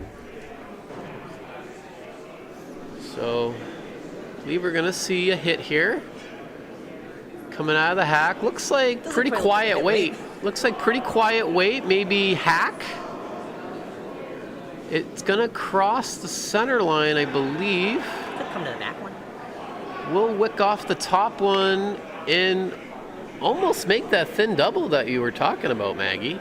But does roll over the top. Does remove that yellow rock from play. So not a bad shot. We got people waving to us on the ice. We got Drew Gormley. Probably one of the more colorful people you'll see on the ice today. Full disclosure of my bias here, I have played extensively with this Broomstones team in our Thursday night league. Good to be doing commentary for them. Always won't good, go too easy on them. Always good to acknowledge the biases in the booth. I also know these Broomstone guys pretty well. I don't play with them, but have played against them a few times, and very formidable team. A lot of team chemistry, as you can see from their team outfits. That's always something you got to be worried about when you see a team with matching outfits. They're probably you're probably going against a pretty strong team. Jonathan Hickey was attempting a outturn draw, but came up a bit narrow and opened up the center line, and a bit of an unfortunate result, I would say. Not only missing the draw, but opening up the center, which I think South Shore is going to be pretty happy about. They will. The only thing going in Broomstone's favor there, despite that shot, is if South Shore wants to take care of that rock in the back 8, which looks like they do, if they roll behind one of those corners, they'll be back 12 for sure. So that won't be too scary of a rock for Broomstones to deal with. But Absolutely. Pretty good situation brewing for South Shore.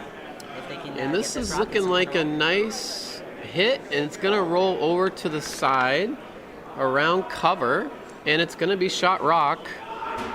It is in the back 12, but is shot rock as of now.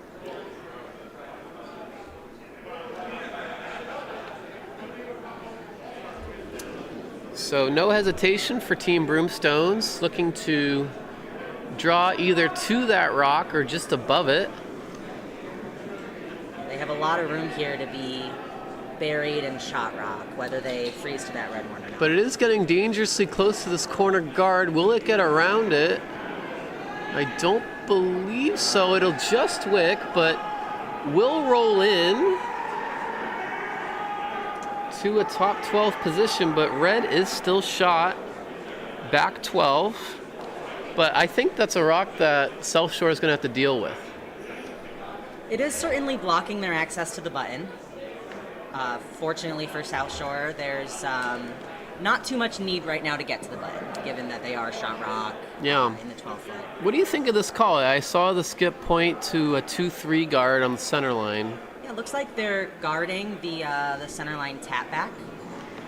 They have a couple options there. I mean, this just the downside here is it limits your potential for scoring too. Yeah, I agree. I think this is a bit of a questionable call, especially when you have hammer.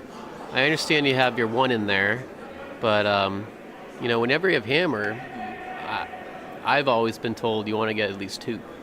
For sure. So I would have probably preferred either a hit on that yellow and try to roll around the yellows on either side, really, or some kind of draw. But the guard attempt did come up a bit light, and as I've been saying all week, he's got to be thankful he's not in the Thursday Night League where hog rocks are going to cost you financially. Yeah.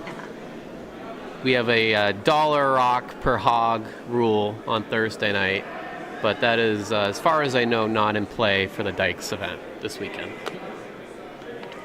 So yellow, attempting some type of outturn draw, potentially a tap on the yellow that South Shore did not move, and will wick and roll towards shot rock, and actually rolls to a pretty good spot. That'll be tough for South Shore to deal with. It looks like Broomstones definitely sitting one, might even be two. Absolutely. We have some comments in the chat. Why isn't Team Orange Pants have orange pants? False advertising. I tend to agree with you, Boom Fox, but I believe on Thursday they were rocking the orange pants. I think the opening draw they were, so maybe they're just a little dirty. In fact, they've retired the orange pants. This is a team that started out with fun orange golf pants and really got known around these parts for that. Eventually the pants were retired. They figured they'd retire the name too, but they just love irony way too much for that. So still rocking the name. Yeah, I'm going to give them credit and say the orange pants are just a little dirty, and they just, they really care about hygiene, and they decided to rock, it looks like navy pants. Navy, yeah. So they've, you could argue they've gotten a bit classier with the navy pants. I would Keeping say it so. classy. Certainly certain members of the team would agree with that comment. Fair enough. Anyways, on the ice, we got couple yellow guards that Red's got to deal with. We got a hit attempt, and this is looking like it'll move some granite. It takes out the yellow rock that was shot. It does jam the raised rock, and yellow is still sitting one. However, I think that's a better situation for South Shore. Yeah, that's a great result for them. They took care of that shot rock that was buried. Yellow is still shot, of course, but it's much more open. So I'm getting exposed here in the chat. Boom Fox says we played them Thursday and there was no orange pants. So I could be thinking of just a previous event, possibly. They definitely have worn orange pants. That is not just a lie. Fully retired the orange pants. But it's been retired this season. Your memory is a little out of whack there. It's good that we have insider information here in the booth today. I must be daydreaming about a previous year event. So apologies to everyone out there.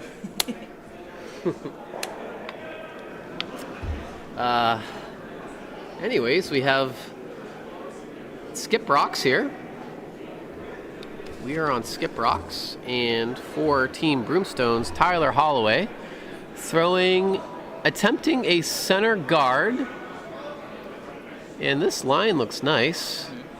Yeah, just trying to guard their rock there. They don't want to come too far towards the center line. There is, of course, so much curl on that sheet.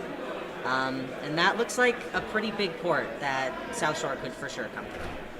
Yeah, I think especially with the amount of swing we have at Broomstones, this shot is very makeable. I think on South Shore's ice, this would almost be impossible to make, but with the amount of swing, it should be there. So, the skip for South Shore, Tom MacGyver, looking to play a soft outturn tap back. Probably, what kind of weight are we going to see? Maybe hack weight? This looks like the right ice for hack, maybe board. Hack to board, yep. Can probably see from the hack about half the stone. So definitely enough room to make the shot. The rock is away. The line is looking pretty close, and it's got nice quiet weight. It will hit it. It may roll to the side. It jams against their red on the side, but does sit too.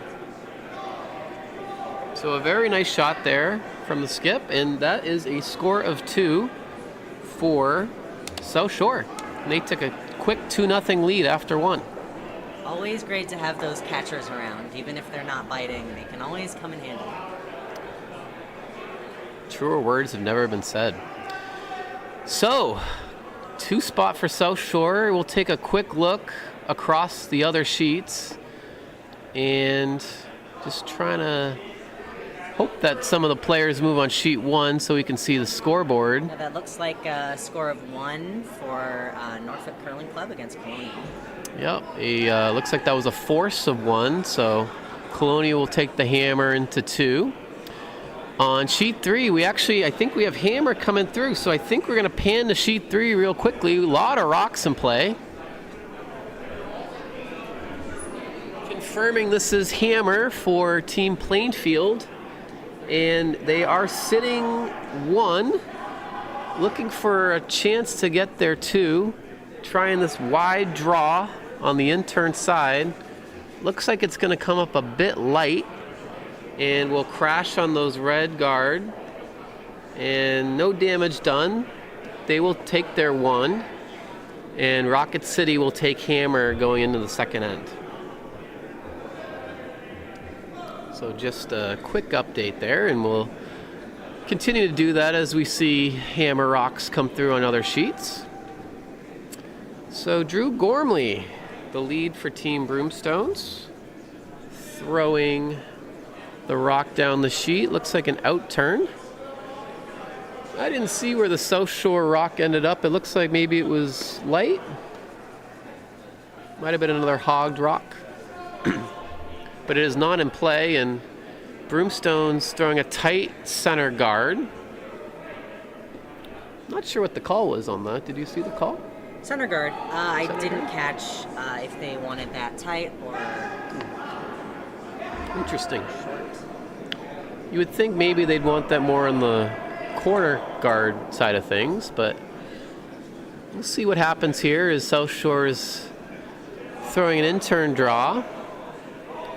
This is looking a bit on the lighter side of things as well. Will they drag this in? Nope, not quite. So a couple guards here for skip Dan McGurk to try to draw around.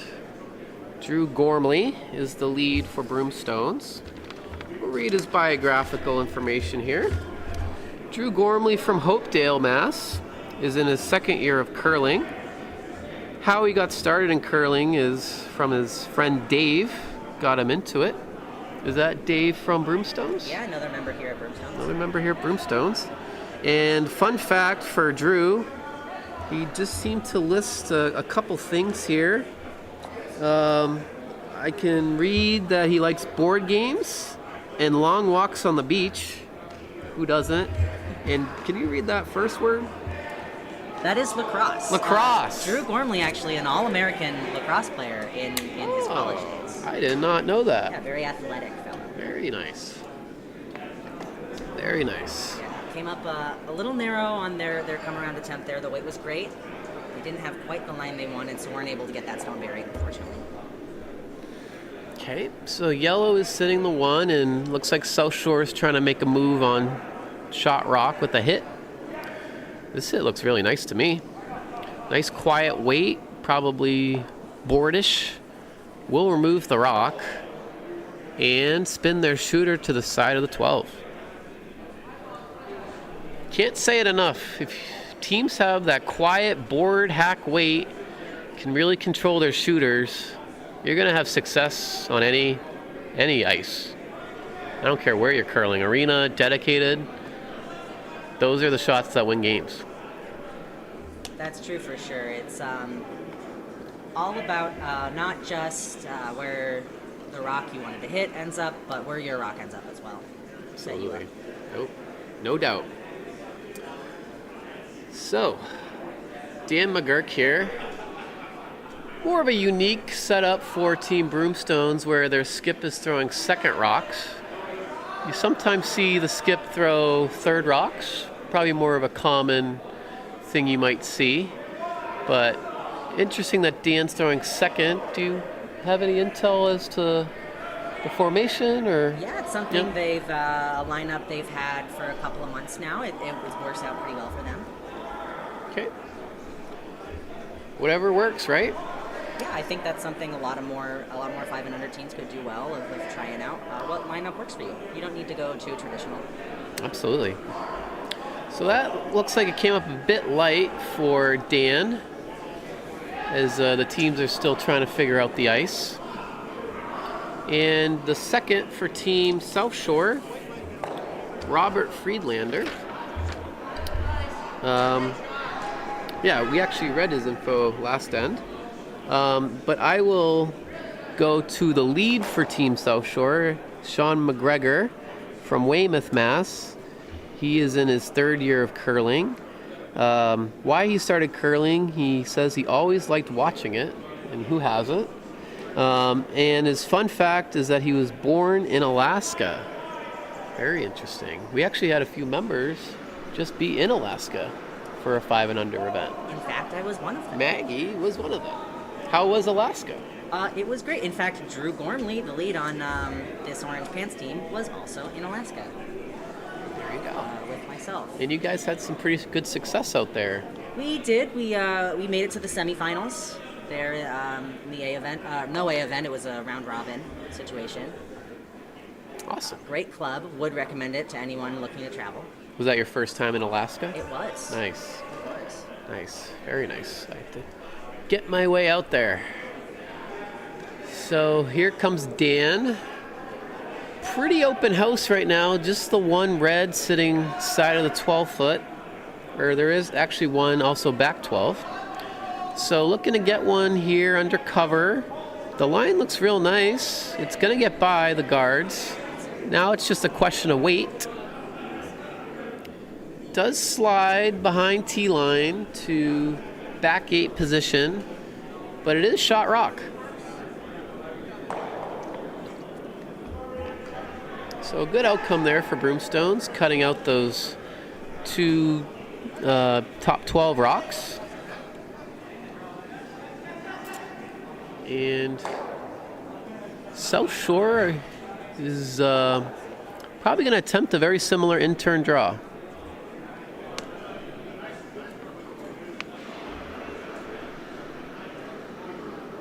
This is their vice, Thomas Quinn.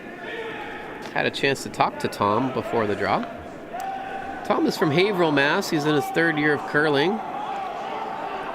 Reason why he started curling is because he said it's like bocce on ice, so he must be a bocce fan. And his fun fact is that he learned to curl was from former Olympian John Benton, the former lead of Team Schuster. And we chatted before the draw. He's from Minnesota, and or at least moved to Minnesota, and learned to curl at the Four Seasons Curling Club, where I actually had the chance to play in college at College Nationals in 2014. Lovely club. It was, I believe, brand new when I played it, and a lot of great clubs out in the upper Midwest. So we have a hit and roll attempt here from Team Broomstones. It's going to make contact, but roll a bit further than they would have liked. But yellow does sit shot in the back 8.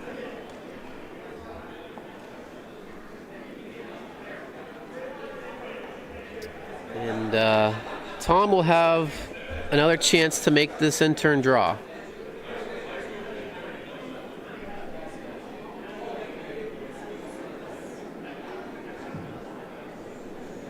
Tom was very complimentary of the Broomstones ice, as this is his first time playing here at Broomstones. Says he doesn't have to deal with ridges. This is really nice. The draw will come up a bit narrow and not do too much damage. Just push that yellow rock a bit closer to the rings. And Dan's taking a look to see who's second shot.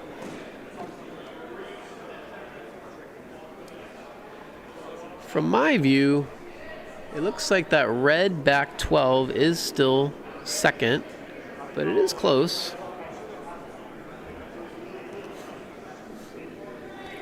Jonathan Hickey, the vice for Team Broomstones. From Quincy, Mass, in his 4th year of curling. And why he started curling, he says he was bullied into it by Dan. I didn't really think of Dan as a bully, but maybe just in the curling sense.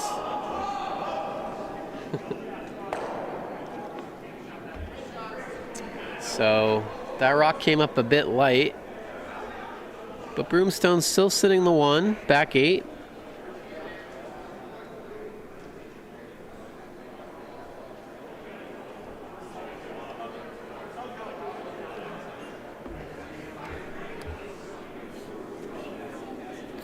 And we're going to see, I think, another in-turn draw. Team's still trying to figure out the ice. Seen a few rocks over curl. Looks like we're taking plenty of ice for this draw. Almost edge sheet. Counting for about 5 feet of curl here.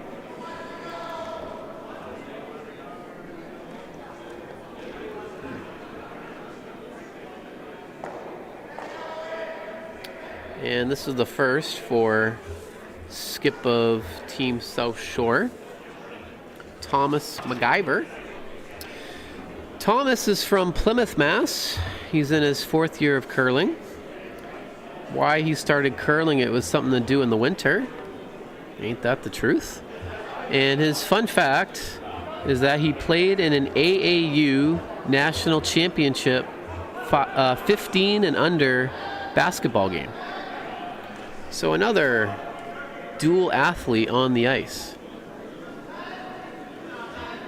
Very nice draw from Thomas. Draws top 4. And that's going to be fully buried. And that's a really nice spot for that rock.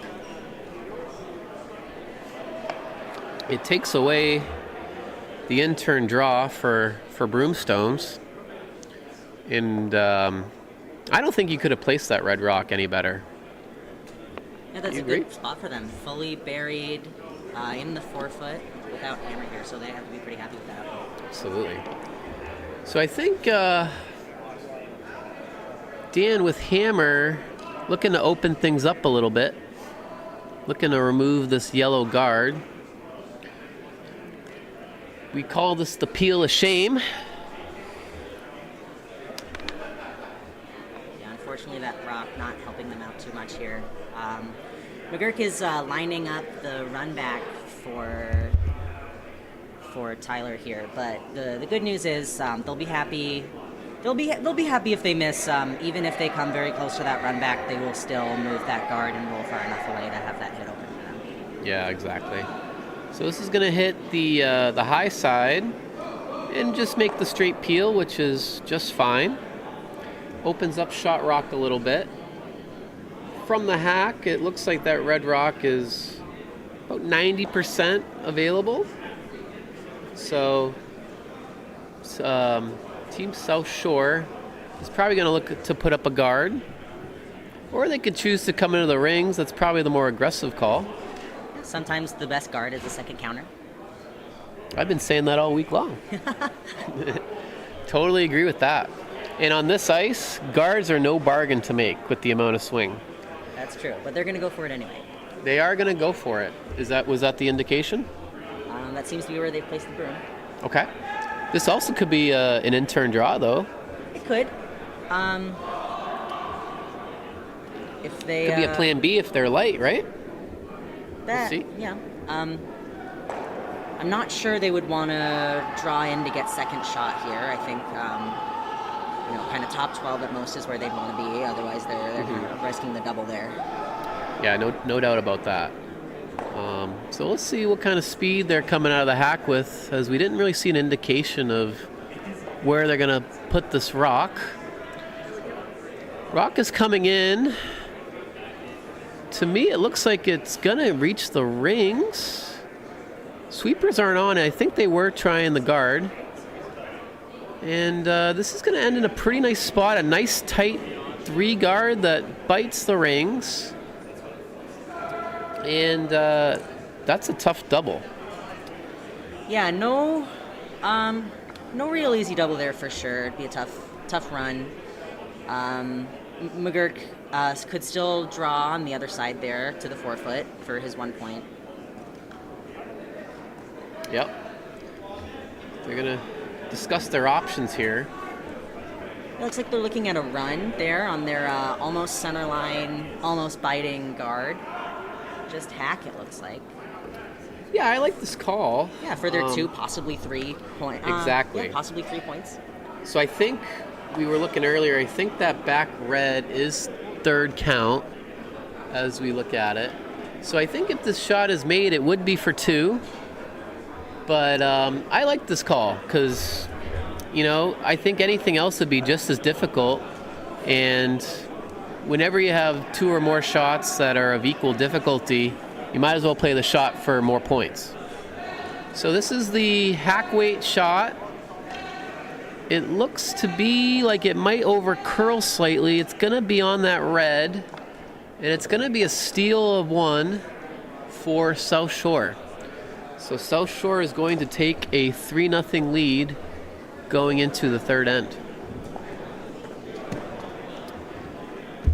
Other sheets, we've had a few other sheets just conclude their second end as well.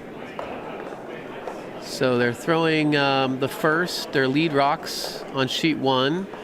We're not sure what the outcome of that second end was, but Norfolk did take 1 in the first. On sheet 3, it looks like we have a measurement of 2 12-foot rocks. And we'll be sure to give you the update once that's complete. And then on sheet 4, Schenectady is off to an early lead on Team Hartford. Schenectady up 3-0 after 2.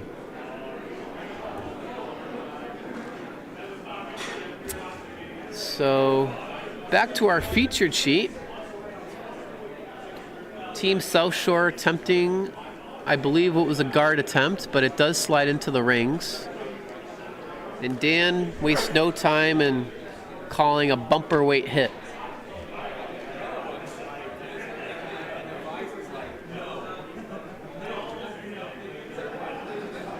So Drew Gormley attempting the in-turn hit. Looks to me more like control. I think that was the call. In Okay. fact, this team uses some very interesting hand signals. Okay. So control the call here. Drew Control Gormley hit. showing off his athleticism, jumping up to sweep the rock he just threw. Yes. Love to see it. Yes. And I've seen Drew on Sunday mornings in the Mixed Doubles League playing with another Broomstones member, Allison. And the ability to sweep your own rocks really comes into play in that game. Huge. But he's also bringing it to the 4-player game. Kind of just bumping his sweepers out of the way. But As someone who has been one of his sweepers bumped out of the way, I can tell you, if you've got it, flaunt it. I tend to agree. If you can sweep better than I can, by all means, take my spot. And it probably doesn't take too much to be a better sweeper than I am, as I'm mostly in the house these days. But regardless, a nice nose hit from Drew and an out-turn draw attempt from South Shore will come up a bit light, but it will act as a guard. Never a bad thing to throw up center guards without hammer. That rock does have protection for this rock from Broomstones. Cannot be removed from play. Team Broomstones content to sit 2 on the side of the 12-foot.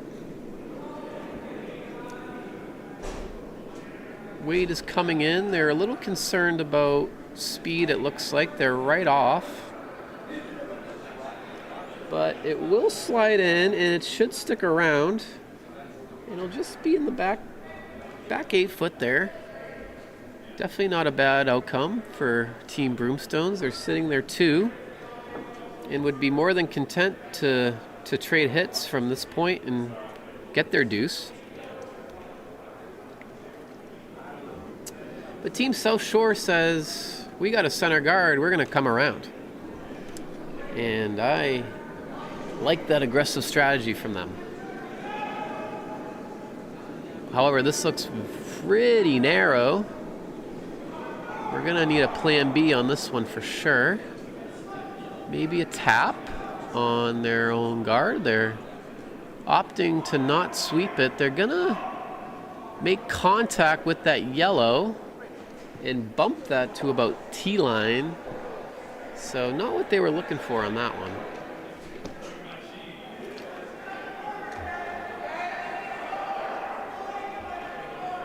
So an opportunity here for Broomstones here to maybe sit 3.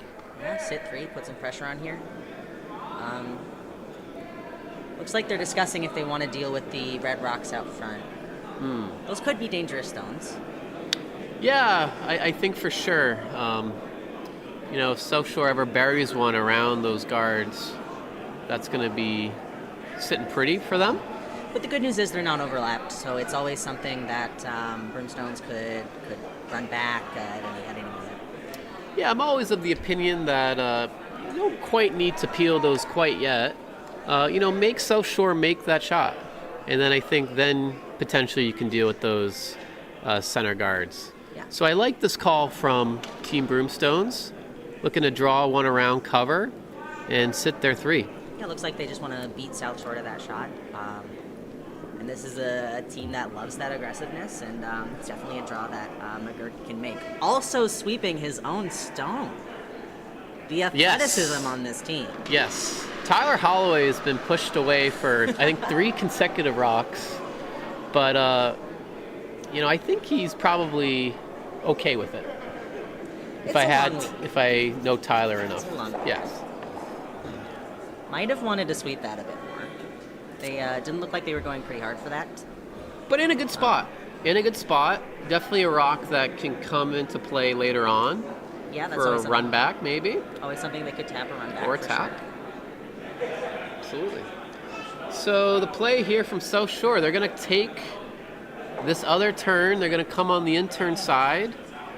And I like this call, actually, because if you ever get by that red top 12 rock, you can sit on the yellow, or you can tap that red rock towards the 4-foot.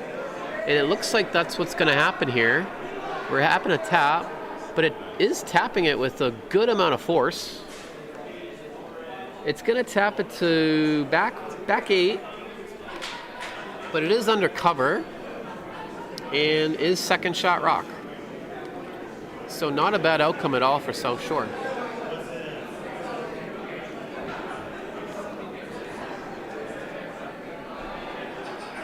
Yeah, that rock for South Shore is still something that the Broomstones team could get to with some amount of weight. Not remove. likely, but freeze 2 or even tap back a bit is certainly in the cards here. Yeah, that seems to be the call on this outturn side, and Team Broomstones has thrown a number of these shots already this end, so should have an idea of what this rock will do with speed and line.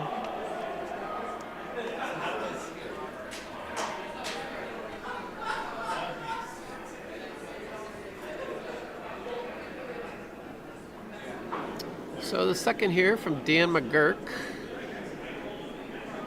Throwing again this outturn draw.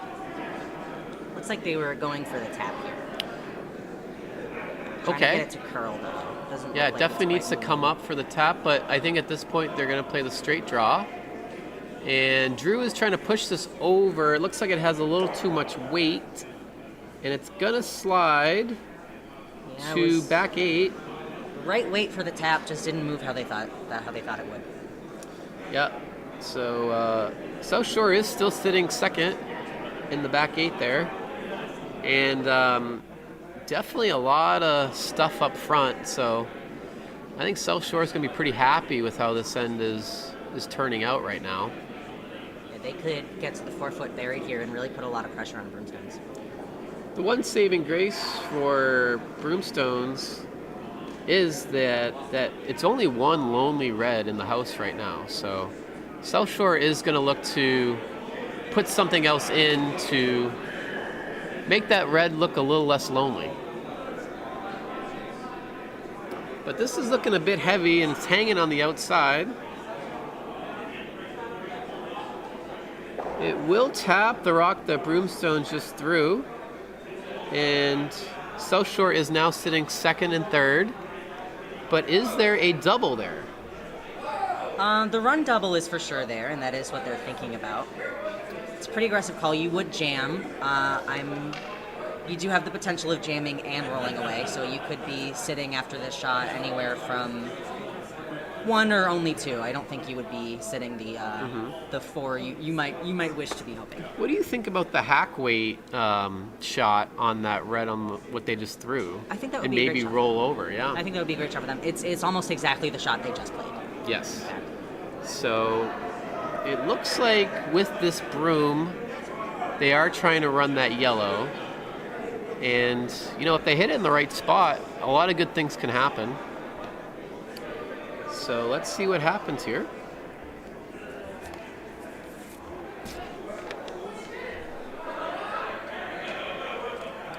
Jonathan Hickey looking for some type of control weight run back. Looks a touch narrow, but they're trying to hold it. Actually looks real close. It'll hit the yellow. Oh, slight over curl. Slight over curl, but still a good outcome. Yeah, great. As yellow, I don't know. Who's sitting second right now? Looks too yellow to me. Okay. I think it's pretty close, but I'll trust your eyes. We'll say 2 yellow for now. They are younger eyes. They are. Yeah. Once you're in your 30s, that's what they say goes first is the eyesight. But an opportunity for South Shore to either play the straight draw or tap that yellow rock. The line is a little outside, but it looks like draw weight, and I think they're going to struggle to get this by, actually. And, it just came up a bit light on this draw. And unfortunate there. So an opportunity now for Broomstones to definitely either make another draw and sit potentially 3, or they could try to maybe bump this red back. Personally, I like trying to get to the top 4 because if you make a play at that back red, South Shore can still make that draw and potentially steal if they put a good one in there. Yeah, you don't quite need to deal with that red, especially if you're sitting 2, which questionable if you are or not. But if you got a second counter in there wide on the 4-foot, you could take away South Shore's ability to put any kind of steal in. Yeah, but once again, the outturn draw comes up a bit narrow. I think both of these teams are getting a little caught by that. Maybe a bit more swing than what we've seen previous draws. So again, South Shore does have an opportunity to either draw or play that hit and roll. They're pointing at the 4-foot.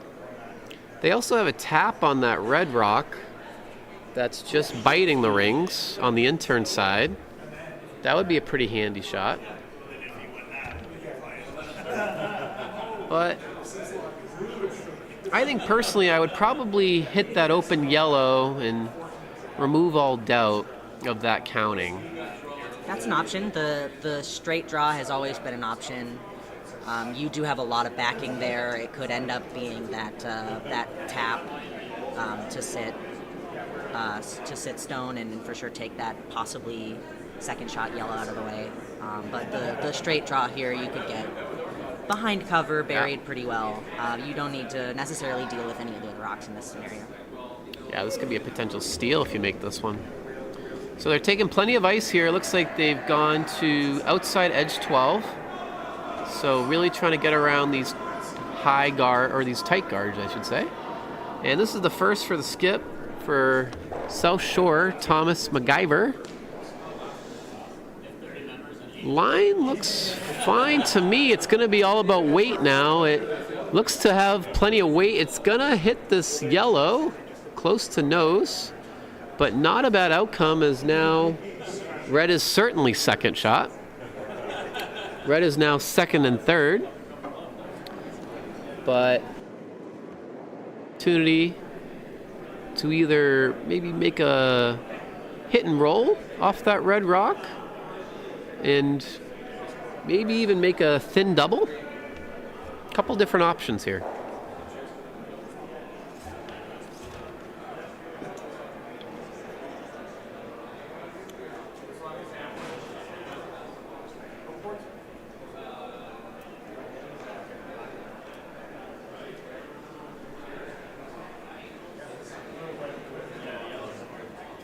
The issue with trying to play this hit and roll is that it looks like there's a yellow jammer that's right behind this red rock. So hitting anywhere near the inside of this red will jam on that yellow.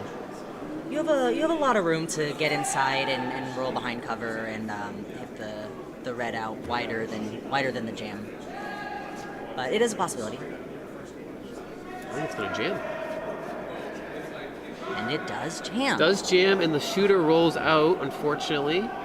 Probably would have played that with a bit less weight to try to control your shooter. For sure. But unfortunate, but Broomstones is still sitting one, and it's pretty well buried. South Shore does have the little run back if they opt for that on that red biter. But it looks like they're going to opt for the draw. Oh, now it's being pointed out by the skip. But again, opting for this wide out turn draw. They've seen pretty much every rock in the sun take this line, so. Yeah, both this and the run back would be good for that steal, but this is, of course, the shot that both teams have been playing. So you got to be a little bit more confident about this line by now at the end. Yep. And really just needs full 4 to be counting, so there is room to make this. I think if I was throwing, I would try the little run, because if you were to make it, you'd be sitting 3, and you'd put a lot of pressure on Broomstone's last rock. But nonetheless, the draw is the call, and rock is away. The line looks close. I'm a little worried about the speed. Brushers aren't sweeping it. Now they're on it. But it looks like all there to me. Let's see how close this is. Could come down to the red and still be shot. Let's see. They do get a nibble with a 4-foot, but I think yellow is shot. Pretty confident. So Dan will have the same draw that South Shore just threw to secure his 2 points.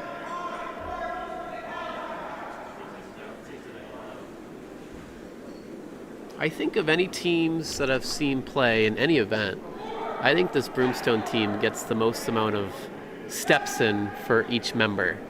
Lot of communication from the front end to the house, and they're going to be on the same page for pretty much every shot.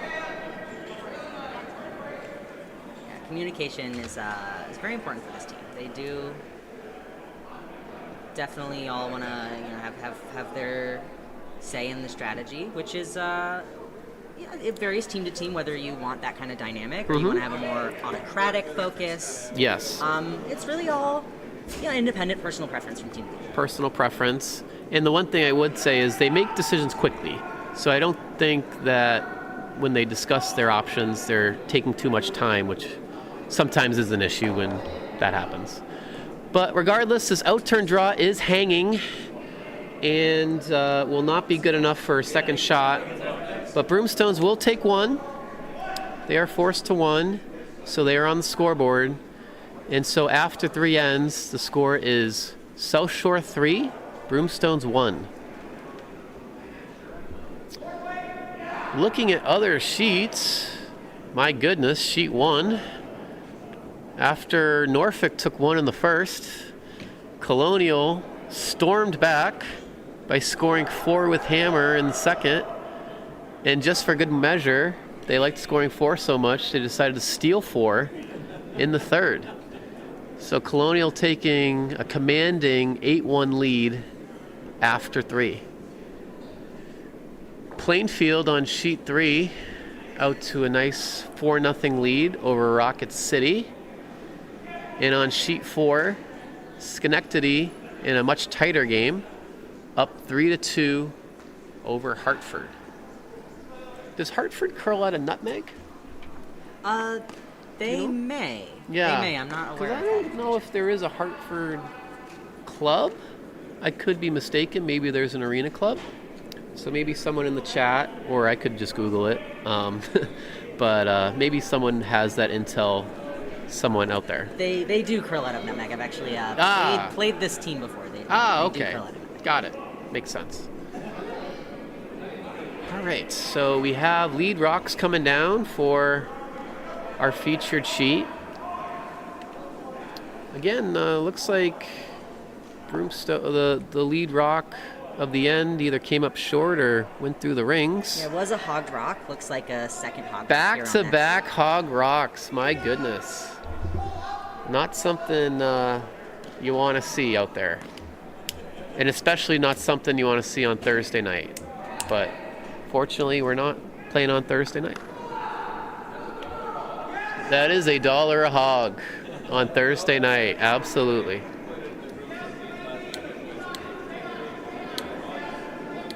Yep. That's right. That it finances the machine.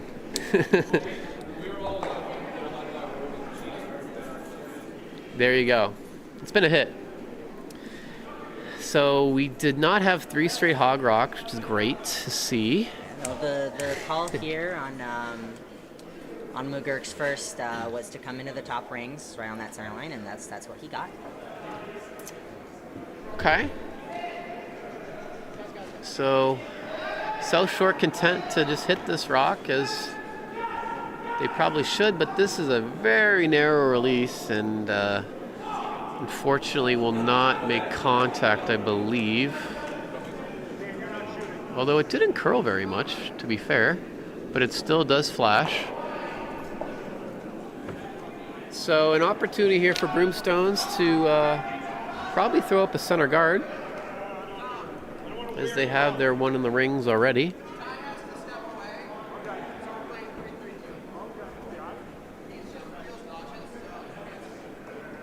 Some communication here between the skips. Well, looks like we're going to have a freeze attempt here for... Looks like they might have thrown out of order. Oh! So Drew is now in the house. Oh, it was... Yeah, it looks like Drew, their lead through his first, and the skip, Dan McGurk, throws second, came down and threw the lead second rock. Okay. So we're just going to have Drew throw his second, which will be the third rock for Team Broomstones, and I think Dan will probably throw his fourth. So the call was a freeze, but this is coming up a bit light for that, but will land nicely on the center line. Yeah, line is definitely more important on that shot. And I think a center line guard is probably a better outcome to avoid any double. So South Shore opting to, I believe, come around everything and try to sit in the 4-foot. Definitely still tight enough of a game where they probably aren't in a position to just hit everything out. Still relatively early in the game as well. So they won't mind to see some rocks in play. This looks a bit heavy though. And we'll not get a piece of that yellow, and we'll slide through. And now Broomstones with an opportunity here to really put some pressure on and really kind of go all out for the steal.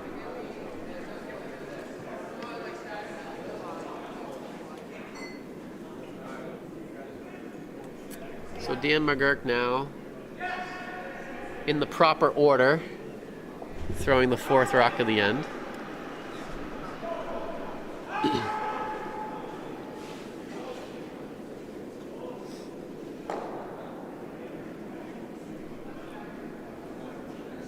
Didn't see where he put his broom for this, but Yeah, they're looking to put up another guard, kind of overlap with that, with their existing center guard. I like a little that bit call. Of Christmas tree going on. I like that call. Yes, the Christmas tree, very important strategy element to the game. Do you want to explain that? Yeah, having overlapped guards would allow you to prevent any sort of run back, and makes it so that a double peel attempt would likely not stay in place. Maybe jam, yeah. Maybe jam. Yeah, so guard attempt, the weight was nice, but they are slightly overlapped and will allow for this yellow run back. Yeah, they didn't quite get the full overlap they were looking for, and although it was relatively as close to the rings as they wanted, you could have very gone higher with that rock as well, prevent any kind of run back. Yeah, but unfortunately the peel attempt here is going to come up well narrow and we'll miss everything. So 2 center guards now for Team McGurk, and I don't see a reason why they wouldn't come around again and sit 2. Yeah. So a couple of misses from the South Shore second. Hopefully he'll be able to rebound in the next end. And Dan throwing again. I believe we're on Vice Rocks. So I think this is a mistake. This is the 5th rock of the end. Oh, they are playing without Tyler. I think Tyler. he may have stepped out for a okay. moment. We did see both of his teammates sweeping for him earlier. It could be an injury. Yes. I'm not aware of any insider knowledge on that front. Got it, but that is a good point. Tyler is not on the ice, so it looks like Dan will be throwing 3 rocks.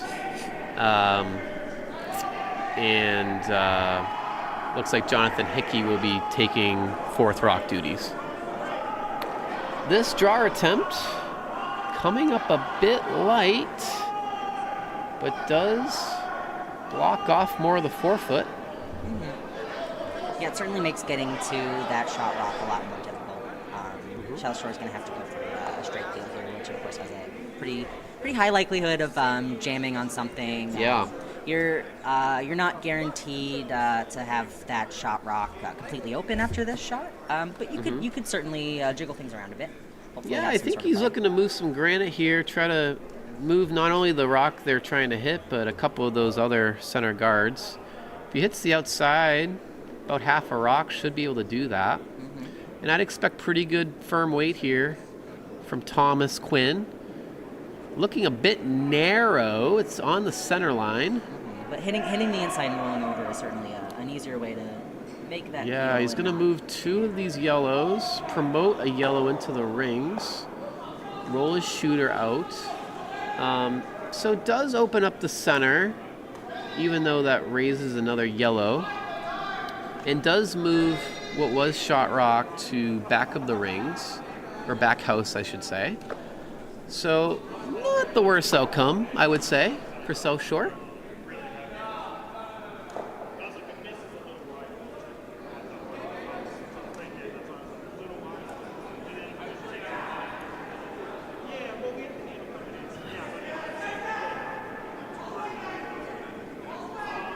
Some debate here really quickly from the Orange Pants team on if they wanted to guard their center line second shot or their back house shot rock, and they're going with guard the back house there.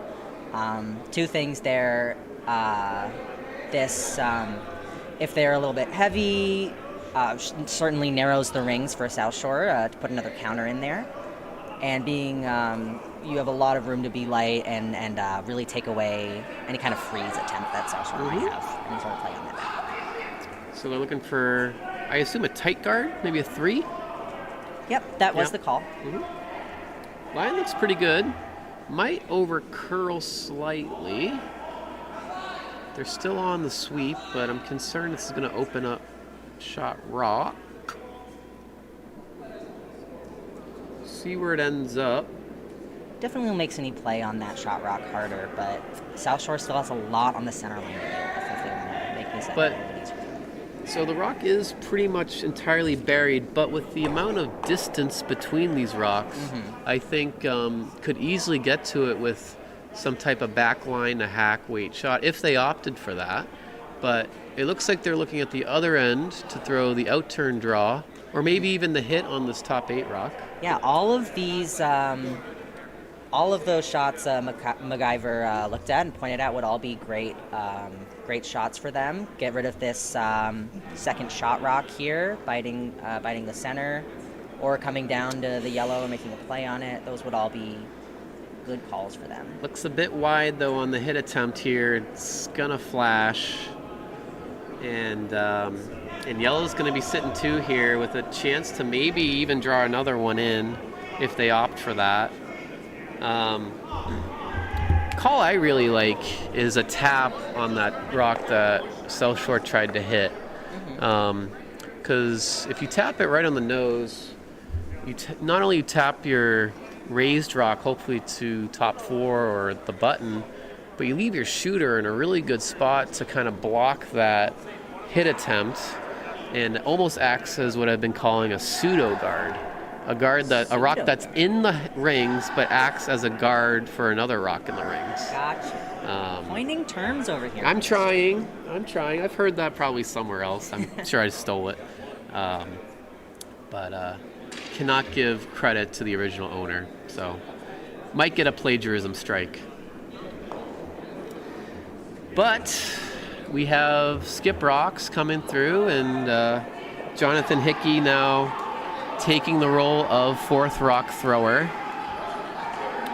Does seem to be guard weight, but it is drifting. I think you want a piece of the rings at this point, and they're going to get it. Kind of like that pseudo guard that I was talking about, but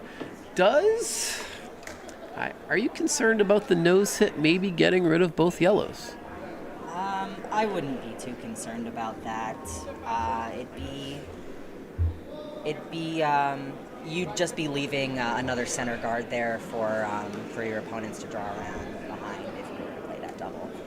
My counter to that is if you just hit off nose, you might even be able to get some action on all 3 yellows, because those yellows are sort of lined up towards that rock in the back 8, and I think half a rock is pretty close to maybe not removing all 3, but at least getting action. So we'll see what happens. They are playing the hit, and arena curlers, I think, are going to be maybe more hit focused. Is that fair to say? That's definitely been my experience as an arena curler. Yeah, we tend to not get very much curl, so it's big to get something on the center line guard, tap it back, run it back. Definitely hits a lot easier when you have this. So the hit attempt here coming down, it's over curling. It's going to hit the center line guard. Get some action on the house. Does spill that rock over, but yellow is still sitting 3. So an unfortunate miss there from the skip of South Shore. And now yellow trying to figure out the best way to make life difficult for South Shore. Their shot rock is pretty well guarded, so I think South Shore is going to be likely forced into some kind of draw here. Broomstones is just debating which shot they want to force their opponents into. Yeah, I think there's a few options here. I think the shot I outlined last shot attempt for Broomstones is still there. Yeah, the tap on that yellow. Could also just play the straight guard on the outturn side to kind of choke off that outturn. The one struggle for South Shore right now is those rocks that are side of the 8-foot are not very easy to get to. So really Broomstones, whatever they throw up, South Shore is going to have a tough time scoring. So here's the last for Broomstones. Jonathan Hickey playing that tap that I outlined and making it really nice. Great shot. Almost as if he heard me behind the glass. I'm going to take credit for that one. And Broomstones is line 4. That's an And incredible outcome for them. yeah, and probably there is an in-turn draw, but my gosh, I wouldn't want to be throwing that. The good news for South Shore is you really just need to touch the 4-foot to cut the damage down to 1. You need the 8-foot to cut it to 2. Really, what you can't do if you're South Shore is give up 4. So you got to play a shot here. Sometimes you got to take your medicine, or eat your vegetables, if you will, and concede that you're not going to score, but take a bit less damage. That's true. Their draw is there. And you wouldn't mind giving up 2 here, and they certainly have backing on this draw to cut it down to only 1. So they'll still be pretty well in this game overall if they make their planned shot here, whether they get their 1 point or not. Definitely need to be in the rings here, and looks like plenty of speed out of the hack. They're sweeping it. This yellow guard may come into play. They gotta get it around this yellow guard. They wick off. Will it have enough steam to get in the rings? It does not. And yellow will take 4. It is a steal of 4 for Broomstones. And a big turn of events in this game. Broomstones will take a 5-3 lead after 4. Yeah, unfortunate outcome for South Shore there, but that was an incredible shot by the Broomstones team for that tap to set them up for Absolutely. a really tough shot on South Shore's last. For sure. Looking at other sheets. Colonial continuing their big lead over Norfolk. They have an 8-2 lead after 4. Looking like they're just removing yellows at this point, which is a good strategy if you're ahead in the game. Certainly. Sheet 3, Rocket City. Look at that score line. They were down 4-0 after 3, looking dead in the water. But all of a sudden, score a 5 spot in the 4th end, and now have a 5-4 lead over Plainfield. My goodness. Yeah, we've seen a lot of incredible comebacks here this weekend. We have seen a lot of comebacks. I think most notably was when I was up here for the Broomstones Colonial game. When Broomstones had an 8-0 lead, and Albin needed to make a big draw on his last to to not lose that game. That was quite a game to be up here for. Yeah, Dylan Wright, the skip of that Colonial team, has definitely gotten himself used to keeping himself in the mindset, and I think he likes to say he's a second half kind of skip. Yes. Loves to be the underdog and dig himself out of a trench. Yesterday certainly proved that. And then sheet 4, Schenectady with a big fourth end. Big score of 3, and they have a pretty commanding lead, 6-2 over the team from Hartford. So that's your look around the sheets. And keeping the action back to our featured sheet. So Broomstones, after getting a very big steal of 4, probably in a position where they don't mind drawing rocks into the house and making South Shore deal with them. So I think we'll probably see that strategy for the second half of this game. So, especially because South Shore has, to be honest, struggled with their hits. And I think when you're a skip and you see that, you kind of want to expose some of the weaknesses. And I think Broomstones will be very happy to draw rocks into the house early and kind of ask South Shore what they got out of their hitting game. Yeah, South Shore would do well to be playing some lighter weights here. You definitely want to be keeping rocks in play. We're getting a little bit late in the game to have blanks being super useful, but you never would mind having the hammer into the 6th if they wanted that blank. If they wanted that blank, getting hammer in the 6th, get your 2 there would set you up pretty well for the game. Absolutely. So I think with the 2 in the rings now, Broomstone's going to be very content to guard those rocks. So the call for Drew Gormley's 3rd rock here is a tight 3 guard. A 3 meaning closest to the rings in the free guard zone. And the line is really nice on this. Drew sweeping it over to promote more curl.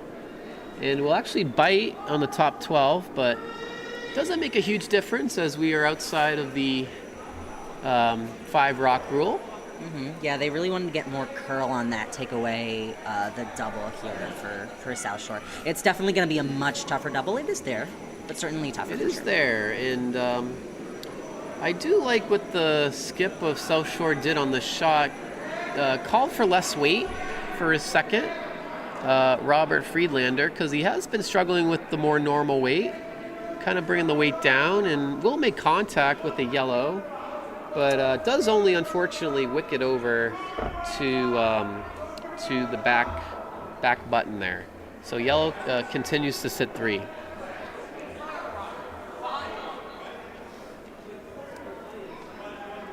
So I think we're going to see another guard thrown up here for Team Broomstones. What is that, Hans? I know you have experience with this team. Yeah, I think actually that's a bit of a new one. I think it means guard. Okay. Yeah. Interesting. I think maybe the fist looks like a rock. I almost think when I see hand raised like that, I almost think they want to throw it through. So, but that is not the call. Yeah, that would, I think, be the typical hand signal for most teams to throw through. But the guard is the call here, and the proper call, because you have 3 in the ring, so might as well guard those up. Looks pretty wide from first glance. This is going to have to curl quite a bit to cover these rocks. It is quite out there. Drew, despite his athleticism, might have a little bit of trouble pulling it over. It is starting to curl now. It's going to get a little bit of finish, but fortunately is a bit outside and doesn't really do the job. Yeah, the good news is for them, the way that court is, with their higher guard being outside of the center line, it'd be really tough for South Shore to come through that court. Got a little comment in the chat, which we appreciate. The second for South Shore is not Rob Freelander, as their roster indicates. They looks like they might have an alternate for this game, and their second is actually Dwight Dunk. So apologies to Dwight, and we will correct that for the rest of the game. Apologies to Robert Friedlander And as Robert well. Friedlander. Yes. We may have made a lot of comments about thus far. I'm sorry, Robert. No. Nothing but friendly things from the booth today. So another unfortunate miss for South Shore. Wheels seem to be falling apart, if I got to be honest, for South Shore. They had a nice, strong start to this game, had a 3-0 lead, and had a nice force in 3 as well, but the last 2 ends have really been all Broomstones, if we're being fair. And Broomstones really dictating the play. So I think we're going to see another guard here. It looks like it. Looks like another guard here. So skip here for Broomstones. Dan McGurk throwing rocks 4 through 6 now with what appears to be an injury for Tyler. We're hoping Tyler's okay. This guard attempt also a bit on the wide side, This is coming over pretty nicely. but will come over. The weight's nice. Will it get a bite of the center line? Maybe a little nibble. We'll give him credit for a center line guard on that one. Something we've explained on previous days, but for everyone at home, we are not observing the no-tick rule. So there is no no-tick rule. I had a hard time saying that the last couple days. No tick rule. Try saying that 5 times fast. I'll spare you. And saying it once was a struggle for me, but I've decided to put emphasis on the first no to allow for the second no to come out. Almost had a red spillover from sheet 3, but luckily crisis was averted. And South Shore looking for an out-turn hit. Yeah. Soft hit, maybe?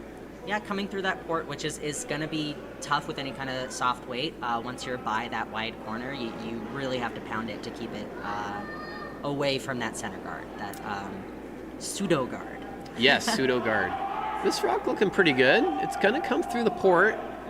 Will it get by that top yellow? It does! What a nice shot. Great shot from the vice of Team South Shore, Thomas Quinn. Yeah, tough, but makeable. Very nice shot, and it is shot rock. Is relatively exposed, but needs to find that same port. But a little momentum, I think, for South Shore. They really needed a shot like that to kind of get back on the track here and try to put pressure on Broomstones. Mm-hmm. Broomstone's looking to follow them down here. It looks like they could, if they weren't particularly interested in the hit, drawing on the other side, potentially getting a counter in there, but even just taking away that draw path, which would be South Shore's way of getting 2 points here. I like this call. You just saw South Shore make it.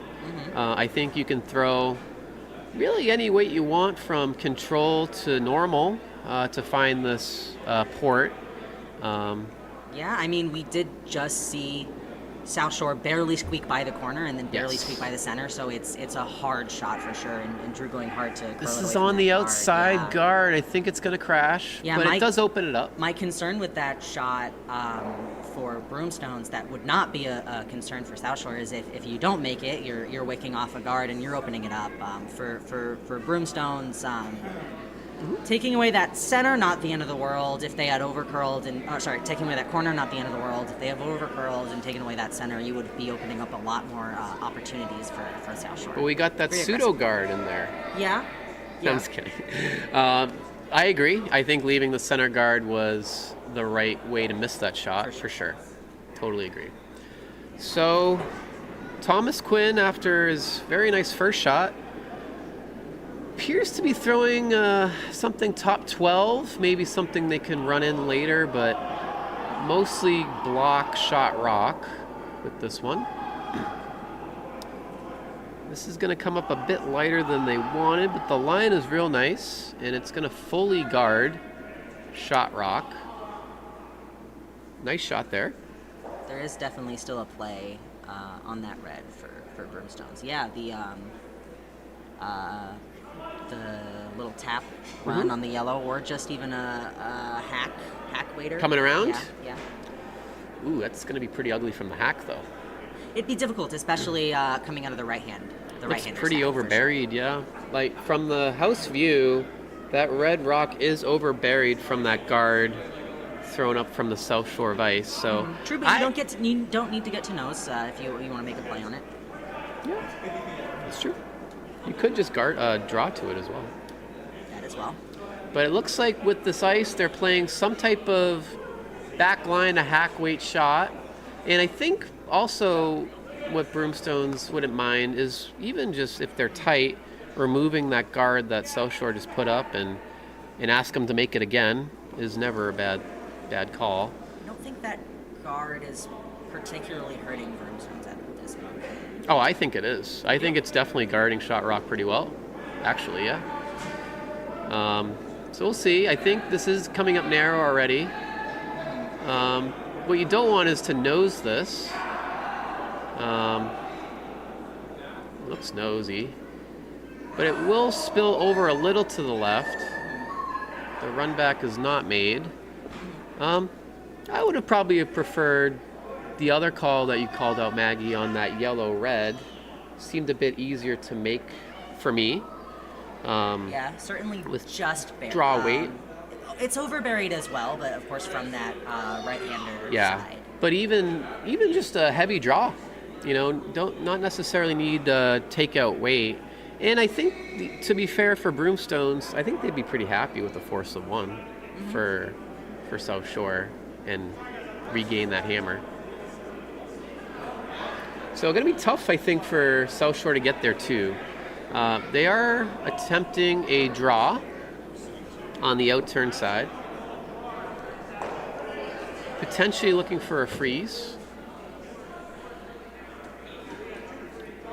So this is the skips first, Thomas MacGyver.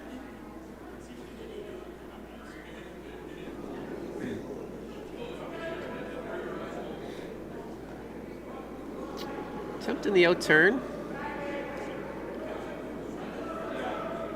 Be a little concerned to, you don't want to put this in a place to leave a double. So you definitely want to get this tight to the guard, if possible. Looks a bit light. Will guard Shot Rock even more and completely remove that shot. Yeah, and this is why I don't think guards on that side, even though it is guarding Shot Rock, are particularly harmful with the Broomstones team. It's blocking access over on that side. Their second shot extremely close, fully in the forefoot. Getting drawing on this side either to get a third counter or even just take away that draw path would really put them in great position for the force here. Yeah, the indication from Dan was back house weight, which I really like. No need to throw anything more than that. And just a little tap on that top four rock will likely move it to Shot Rock if hit anywhere near nose. So the first for Jonathan Hickey, assuming the fourth rock position. Indication is that it's wide, and it does look a little wide. It needs to curl. Drew is trying to carve it over, and he's doing a pretty good job. Certainly moving, but not quite enough. Looks like it's going to go past and sit back rings. The weight was close, maybe just a bit wide on the release. And we'll settle in the back 12. But again, South Shore, I think, it's their left. Yeah. So last rock here for South Shore. Looking for a chance to get two, but my gosh, it looks pretty tough. Yeah.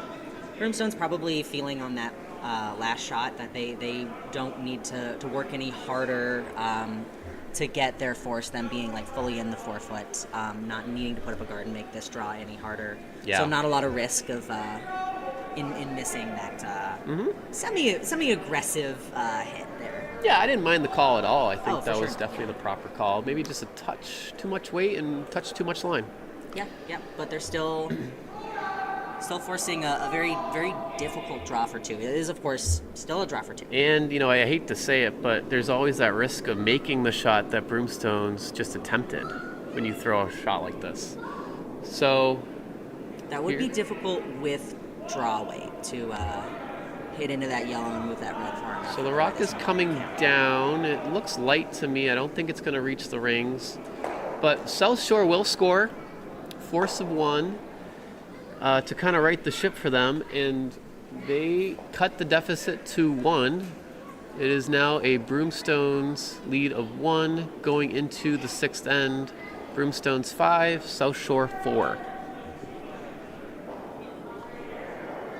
Taking a look at other sheets, Colonial still with the commanding lead over Norfolk, 8-3. Norfolk did steal in the 5th end, and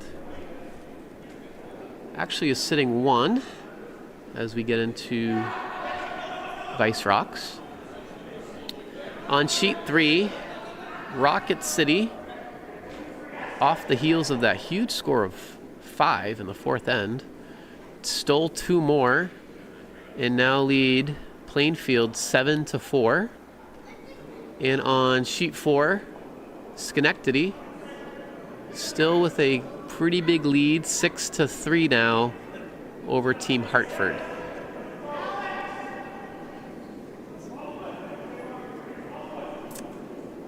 So lead rocks now being thrown in our featured sheet. This center guard attempt looks like it moved quite a bit off and is almost acting more of a corner guard. And Dan McGurk will say thank you very much and draw around. Drew Gormley playing the out-turn draw.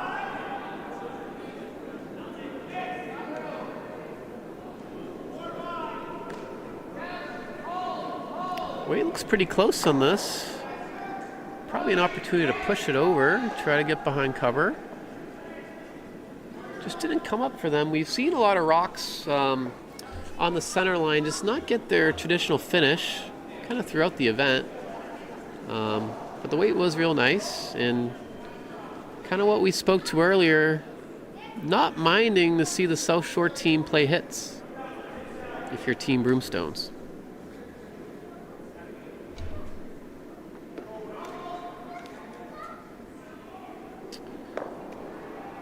Hit attempt, I think came out a bit narrow, kind of the theme of the day for Team South Shore. Definitely will have something to work on when they get home.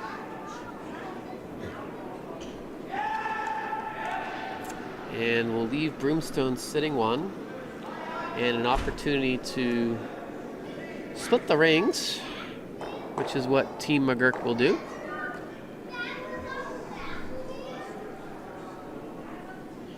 Drew Gormley just threw a draw into the ring. Should have a good feel for his draw weight.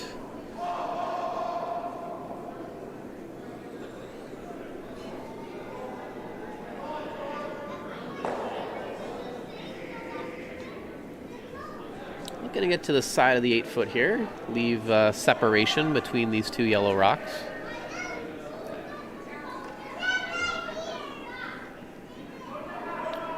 Looks pretty close.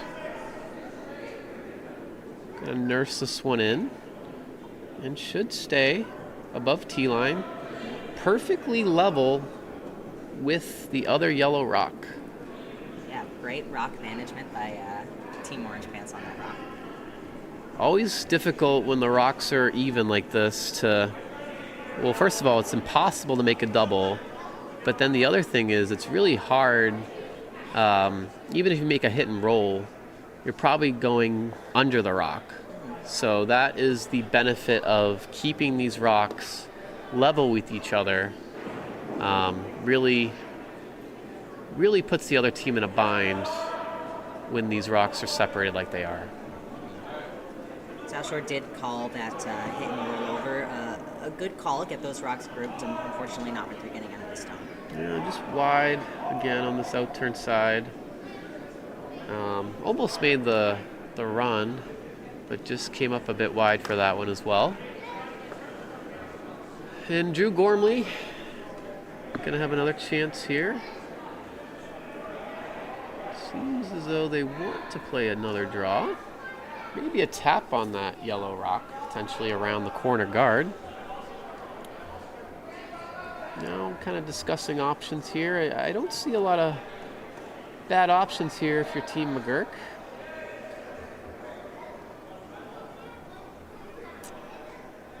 Potentially is playing this tap behind the corner guard and roll your shooter towards the forefoot. And Drew has been rock solid on his draw weight, so he'll feel confident throwing this one. Seems to think it's a little warm though.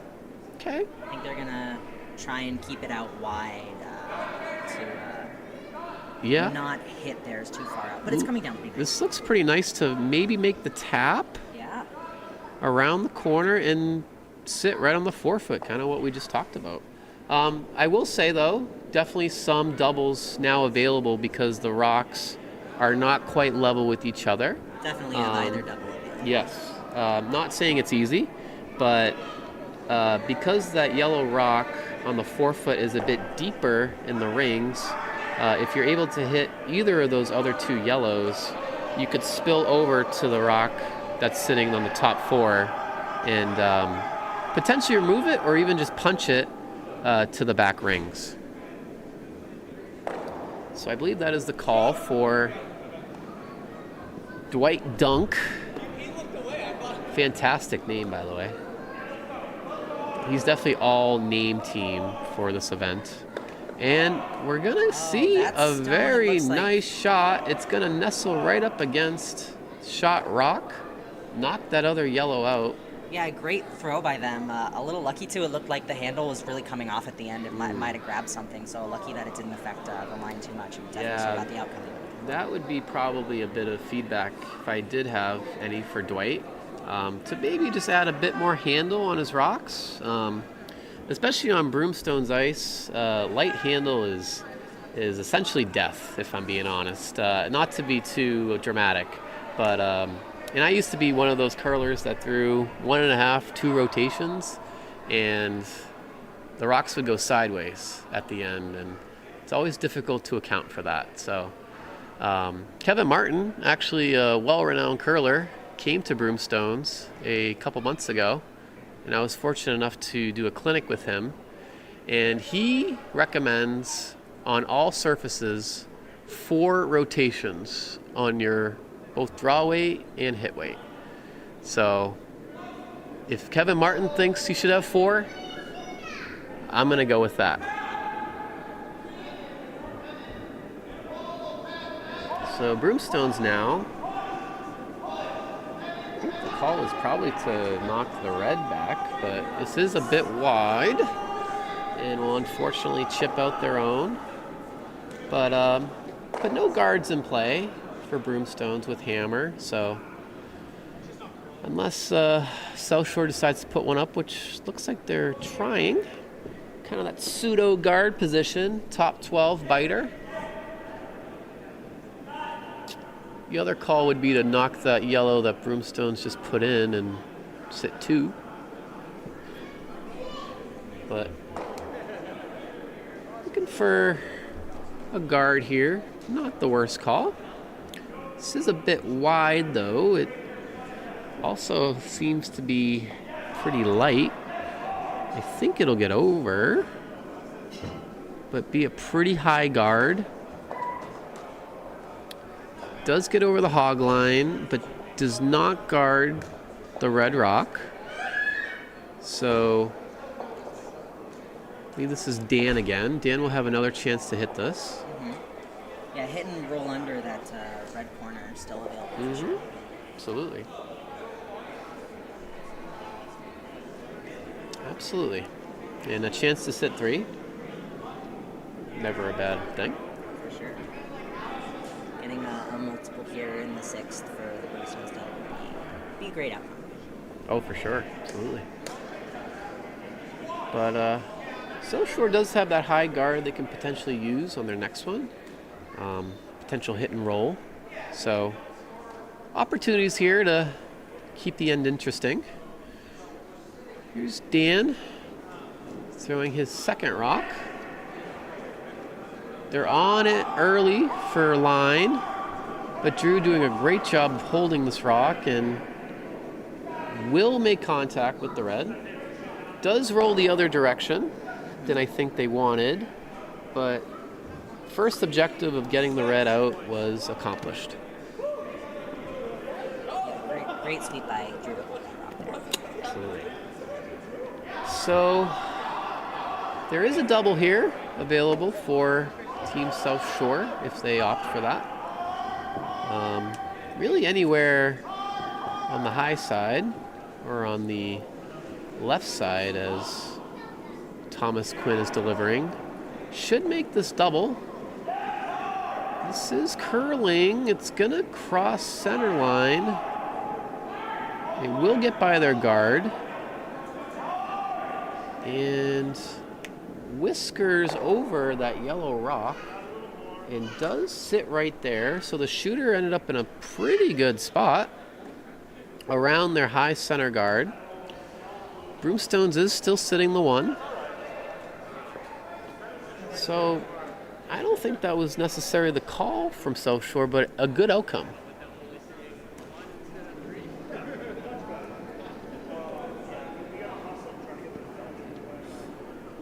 Drew Gormley trying to indicate something to me from the ice. However, I don't possess enough with brain thumbs? cells this early in the Something morning. with thumbs. I'm not sure what the thumbs indication was, but it was interesting to watch that go down. So, Dan McGurk looking to chase this red rock with some type of quiet weight around this high center guard. Tricky shot, but certainly there. Probably going to throw something like backline to hack, I would imagine. The rock is away. It's coming pretty close to that center. I think it has plenty of room around the guard. It actually needs to curl. Oh, yeah, I can see that now. And I think it's going to be on their own. Oh, that's unfortunate. Does hit their own. Yeah, tough outcome. It does take away that same shot on their next if they were to have it again. Yeah, Dan. I think, again, that was an instance where that was like board plus weight without timing the rock. And, you know, I think something closer to backline to hack would have allowed for more finish after the near hog line or the far hog line. So maybe just a bit strong out of the hack there from Dan, but definitely wasn't miles away from making that shot. But now, could be sneaky here for South Shore to sit two. Getting to skip rocks. And Broomstone's got to be a little careful now all of a sudden. Yeah, if South Shore makes this hit here, they'd be looking pretty good for the first, for sure. Ooh, slid out narrow, pushed it back, but I think overcorrected, and this is all over the center guard, which is unfortunate because it clears any cover now, and now is a wide open hit for Jonathan Hickey, throwing last rocks. So unfortunate result there for South Shore. Probably the worst thing they could have done, honestly.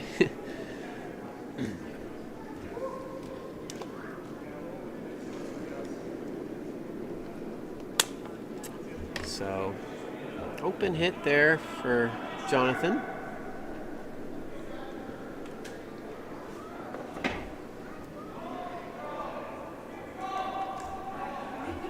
Oh, hi.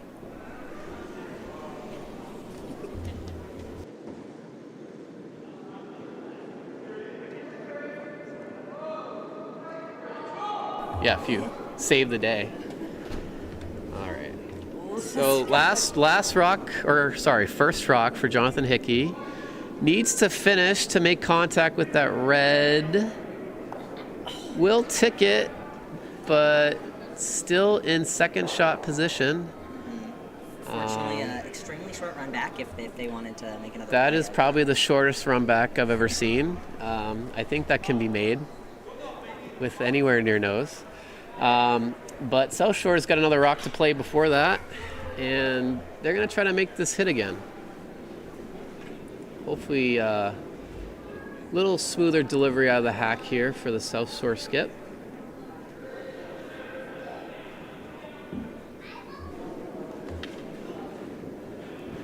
But again, if he noses this, the force is on, because sure. red would be sitting too. For sure, yeah, force at least, and that's a great outcome for them here. Get their. Yeah. So here is the skip of South Shore, Thomas MacGyver throwing his last. Much cleaner delivery, and does need to get off the center line a little bit. Will it come up enough? It does push it out, but will roll out. And an opportunity for Team McGurk to make this short run back. To make the world's shortest The world's run back. shortest run back to get there too. And Fortunately, the way the end was shaping up earlier, and no more than 2 anymore for, Yes. for the Broomstones team. yes, just really needs to make contact anywhere on this yellow rock, and they will get there too. And the line's looking pretty good. Drew is on it for line, but looking very close to nose, and this shot is made. For sure. And- Great team shot there. Excellent throw, excellent sweep for Broomstones. 2 points. 2 points on the board for Broomstones. They get their deuce, and they take a 3-point lead going into the 7th end, 7-4. Certainly have to be very happy with the way that ended shaped up for them. Absolutely. And nice little fist pump there between the skips. Always nice to see that. Sheet 1, taking a look across the other games. Colonial still with a lead, but Norfolk chipping away. And I think Colonial is happy to just remove as many yellow rocks from the rings as possible, and the game is just not long enough to win if you're only stealing one as Norfolk here. Well, if they're trying to remove yellows, not doing a great job, I gotta be honest, about the current house situation. There are 5 rocks in play and they're all yellow. That is the case. I'm not sure if we're just having a case of the flashes on sheet 1, but that might be one we need to keep an eye on. I mean, having kept my eye on it, they've been making their hits, just certainly not making the rolls they might have. Okay, fair enough. Still a lot of end to be played in that one. Sheet 3, Rocket City. Rocket City with an absolutely electric second half of the game. Another second half. If you count the 4th end as the second half, which I don't think the math's there, but point still stands. They have scored 9 consecutive points. And that's pretty hard to beat when that happens. So they have a 9-4 lead over Plainfield. And Schenectady on sheet 4 also with a very strong second half, opening up a 9-3 lead as they play the 7th end. So other sheets are sort of getting away a bit, but sheet 2, the featured sheet, is the closest game in town. So that's where we'll keep our focus. And we have a couple guards in place for both teams. We have a center guard thrown by Broomstones. And Drew Gormley is looking to peel his own center. looking to peel his own center. I'm a little confused as to why he's peeling his own center without hammer. But, you know, there's some method to some madness. I'm sure Dan McGurk is cooking up. So, does leave a corner guard, 2 corners. So, It's very, very unfortunate outcome. I'm gonna say that was questionable. I'm gonna throw the Q word out there. I've been saying it all week. I think that was a questionable call, but I'm sure there was some method to the madness there. Drew isn't very happy Drew with the pseudo result. broom slap. He should be doing that to a skip, I think, for calling that shot more than the ice. But nevertheless, we have the draw around the corner guard for South Shore. And the line's nice, but it's going to come up a little light. And sit there and be a good corner guard. And now Dan's asking for another peel, the back-to-back peel of shames. Mm-hmm. Yeah. Not something you see at your average Bonspiel, but when you show up to the Dykes Memorial Bonspiel at Broomstones, you got to expect the unexpected. So, Drew again, peeling this away. This will be the straight peel. This time he'll make it pretty good. If Dan opted to just not want rocks in play, he does have the option of throwing through, but may feel that that's disrespectful. I think he was looking to throw in on his first, and it ended up light, and perhaps just got a little bit overly cautious of the center guard here left. Fair enough. So there still are 2 corner guards remaining for South Shore with hammer that they will happily try to draw around. The second, Dwight Dunk, again all name team here at the Dykes. Way looks pretty close. The sweepers are not on it, but I think it's going to be all right. Will it sit in time? Maybe I'm just dead wrong. Will hang around. It will hang around. So I knew that was in the rings all day long. Never a question, really. So it does sit back 12. Fully exposed, though.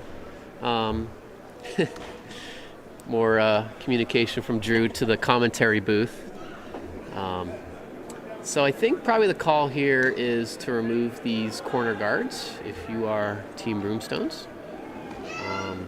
We are outside of the 5 rock rule, so these can be removed. And those are for sure the most dangerous rocks in play here. They obviously have a wide open hit on that back 12, but yes, not nearly as concerning to the Broomstones teams as these. Yeah, and I think almost overlapped corner guards. I think newer skips might chase after that shot rock and try to sit under cover, and that's certainly a viable call. But in terms of avoiding a big end for South Shore, these corner guards are the best way to get a big end.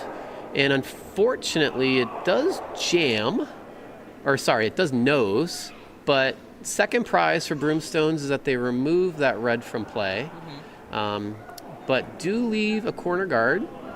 Yeah, that's a tough outcome, but the good news is it's now their guard if they wanted to run it back. Jamming that run back would be very good. Yeah, it's second prize.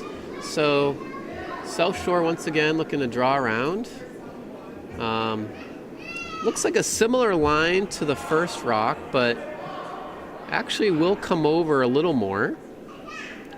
The sweepers are on it. I'm not sure they need to, but they probably know more than me from 200 feet away.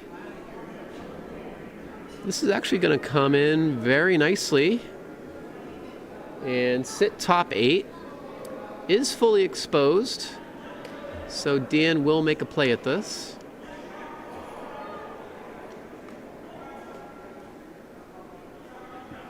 Not sure where he wants to roll this. Rolling it open side is probably the more professional call. For sure. But I think a roll under cover wouldn't be the worst outcome either. It wouldn't be the worst. But this rock being so high in the rings, rolling under cover, you're really just still top 12. So it's almost another guard. Yeah, it definitely allows South Shore to draw around that as well. So Dan looking to hit this, objective number 1. It is flirting with these corner guards, and I don't think it's going to get by. It does not, but does push that corner guard further outside. Fortunately, not a second counter. Yeah, and not a bad result. Remove one of those corner guards, open up the play a little bit. And, South Shore does have an opportunity to split the rings and, maybe, set up for their deuce. But Broomstones, if they give up a 2 spot, would still be ahead by 1 with Hammer coming home. Would still like their chances probably. So the call here is actually towards the middle, which I think is a bit questionable. Yeah, Might they leave a double. certainly- Yeah, that would. They do want to avoid grouping those rocks here, for sure. I think that's something you learn as you get a little bit more familiar with the strategy. It's not super obvious right off the bat, you know. You want to cover the forefoot, and that's usually where rocks score. But in this situation, I think South Shore would be more apt to put this away from their shot rock to not allow for a double. And unfortunately, they put that in a pretty easy position for a double. Just off nose on the high side, I think you're going to see these reds fly away.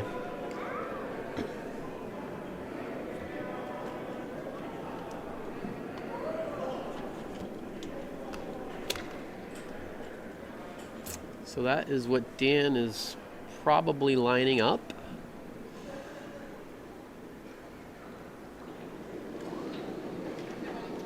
Does need to cross the face here if he wants to make the double. If he hits the left side of this, there he will risk a jam. But we have seen quite a lot of movement on Dan's hits today. Not so much from the center line out, but True. they do. True. So let's see if he can make this double here. Rock is away. It's getting close to crossing the face. I think it's real close. Drew's trying to keep the line and does make the double. It will push it out, and very nice shot. Yeah, great from, shot. Dan, and he held the shooter in the rings for shot rock. So that's a 4 out of 4 all day long. Yeah, and a great line call from Jonathan there, right out of hand to Yes. get around that sweep, and a great sweep from Drew. Absolutely. Keep that rock. Team shot.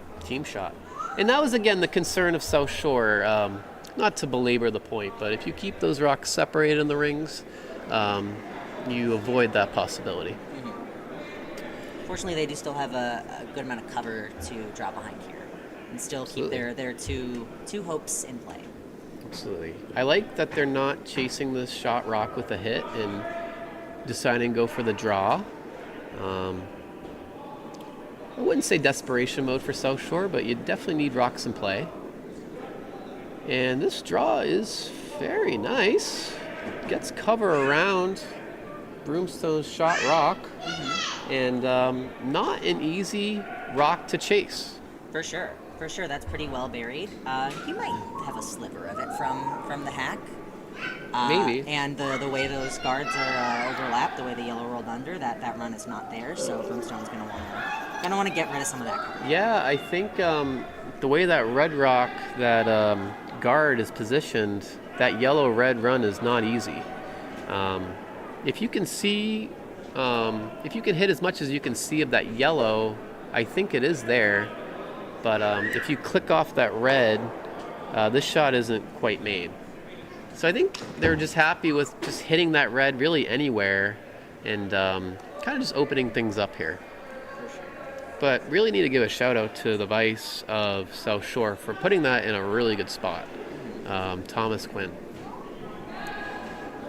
So Jonathan Hickey looking to move some granite. He looks a bit narrow. Yeah, pretty narrow out of hand there. And I don't think we're going to have contact here. It is flashing right on by. And all of a sudden, a deuce opportunity is back. For sure. Now let's not group these reds again, guys. Let's see what they do. Yeah, I like going over there. Looks like we are going to see the intern.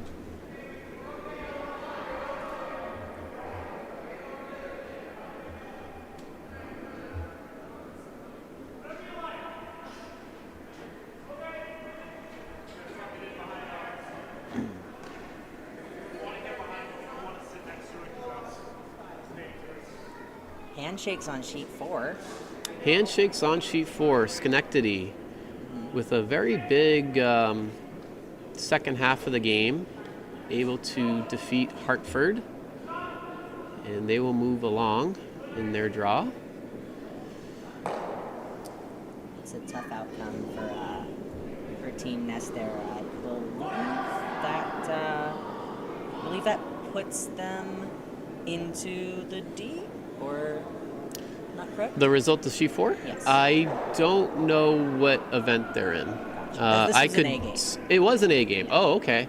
I believe this was a quarterfinal then. Gotcha. So that's a tough loss for the Hartford team. But Definitely exciting for Schenectady to be in the semifinals. On our featured sheet, we did have a draw into the top 8, but again, I hate to belabor the point. These Reds are very close to each other, and definitely a double opportunity for Team Broomstones. The play on that shot rock only easier now. Yes. So hopefully South Shore is watching this feed after, and no, I'm serious. You can definitely learn a thing or two. No, you're right. Not that I'm like... That our team definitely employs as well as watching. Definitely not the guru of curling, but these are basic principles that can be applied to skip strategy. Jonathan Hickey looking for the double. Oh, he is wide. That's got a long way to go. Goodness. Wow. That is going to flash on the narrow side. Narrow on his first rock, out of hand, and just overcorrected it on the other turn. That's really unfortunate. Now a draw for 3 and a chance to tie the game for South Shore.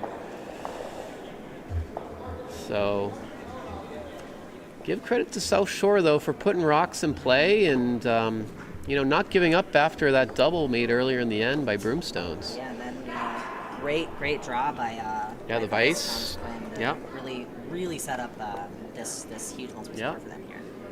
And Thomas MacGyver laughing at me because he put that rock in the perfect place, it turns out, because he's going to get his 2 and looking for a 3rd. So the rock is away. Hammer time.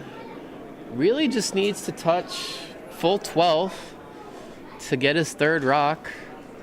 Sweepers are now on it. It looks a bit light from here, but I think should have enough to get in the rings, and certainly will, and a big score of 3 as that rock will be on the button. Dan couldn't sweep that one out, jokingly, but it is a 3 spot for South Shore, and guess what, Maggie? We're coming home all tied up. All right, yeah, that's the way this Broomstones team has been a couple of games this tournament. So they're no strangers to tied up coming home. That is definitely the case, and I can attest to that being up here for some of those games. So great excitement here. Other sheets, so Colonial looks like they took care of business, and we have handshakes on sheet 1. Colonial will take that one over Norfolk. I believe Colonial is in the C bracket? That is the C bracket. Yes. Yeah. The C slog, as we like to say. So they probably have at least, if they keep winning, 2 or 3 more games. And so we are on the featured sheet, are the only game in town. No other games happening, which does do some interesting things to the ice sometimes. Tends to get a bit slower.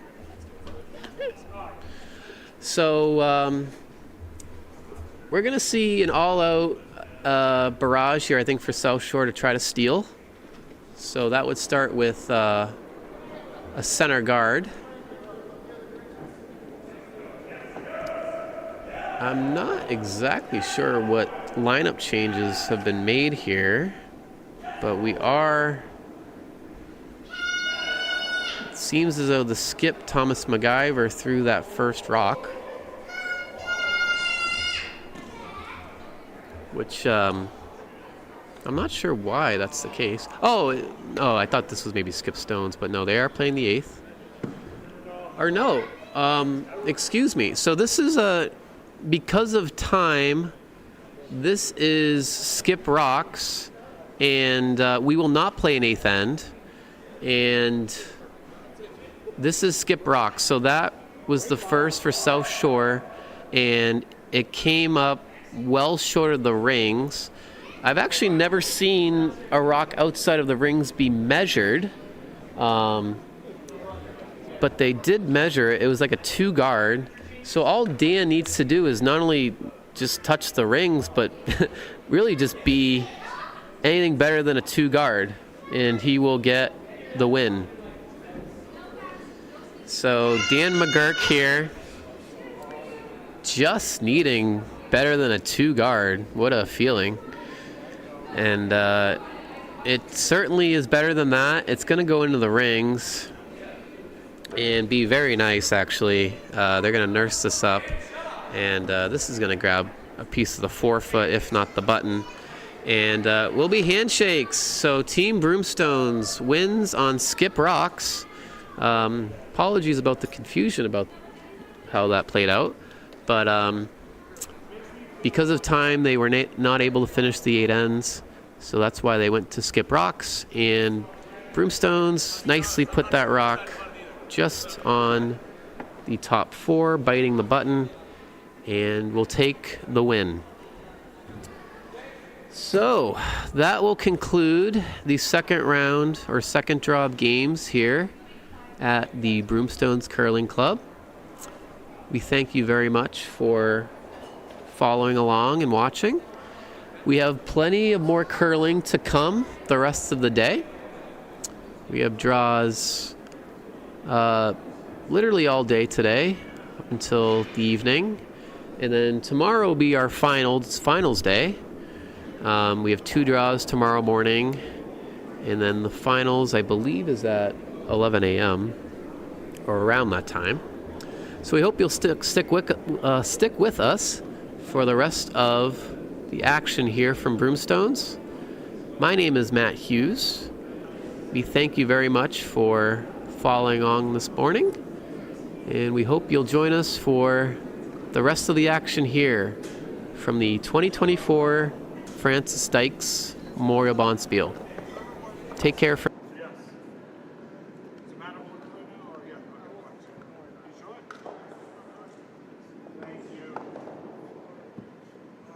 Gentlemen, it's been a pleasure. Not drinking, we need it. After those little pens, okay, like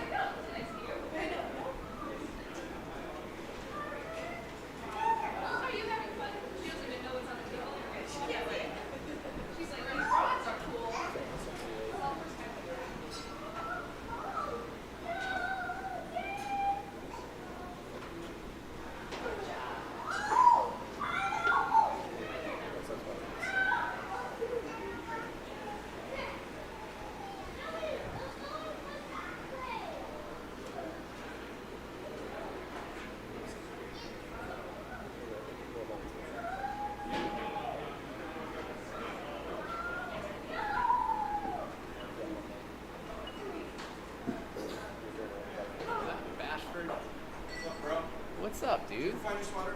No. Still? Someone's got it.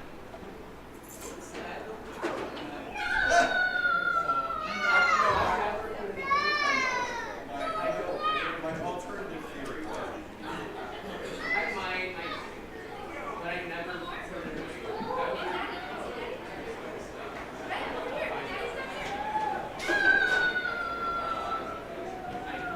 If I wore my heavy black jacket,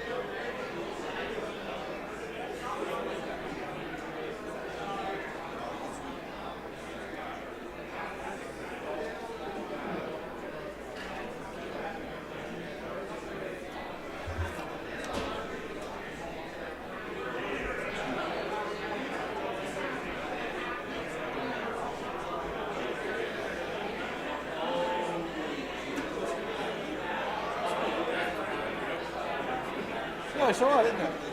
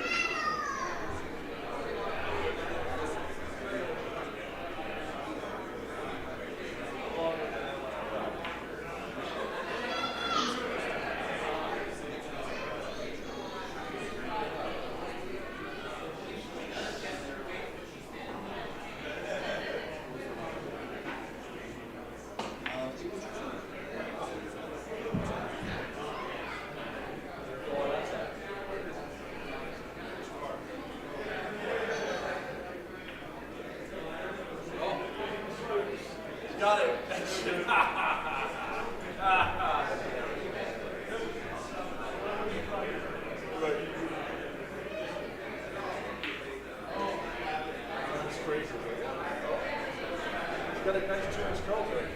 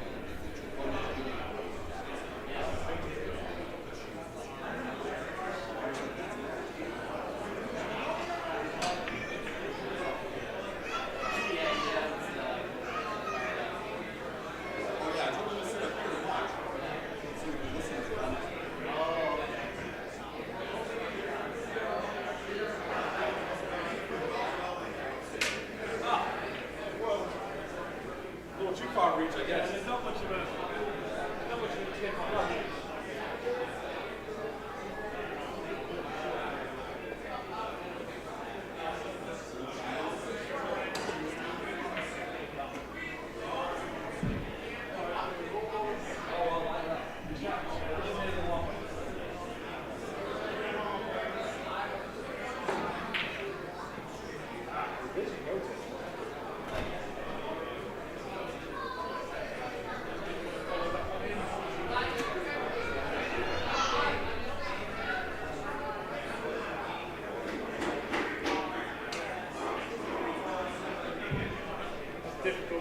That's it, it's no goal. We're going to roll back.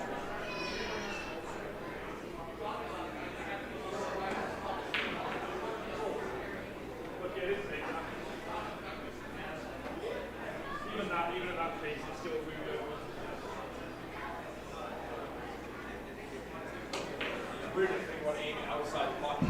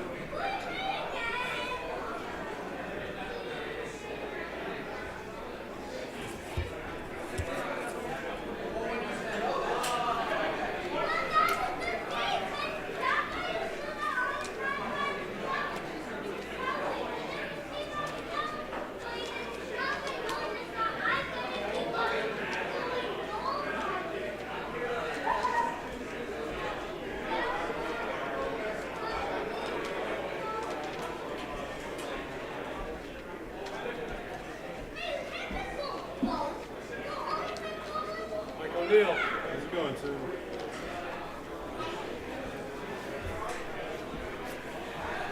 What's going on? Oh, not a lot. Just trying to find the sheets for their two teams that are playing. Ardsley, Charlotte. Yeah, it's just some of them didn't put their club name. They just put the last name of the skip on there. So there's Charlotte, it looks like. Let's find out who the Ardsley skip's name is, and I'll look for it that way. Ardsley is Lusardi. Tura? Brian Quinn, Nate Wright. And this is Lusardi, which is looks like that's Ardsley. Ardsley Lusardi is that, so that's Ardsley Lusardi and Charlotte Moore. There you go. So this is Ardsley. John Lusardi. Ryan, gotta find him. Chase Hodgson. Kellen McNally.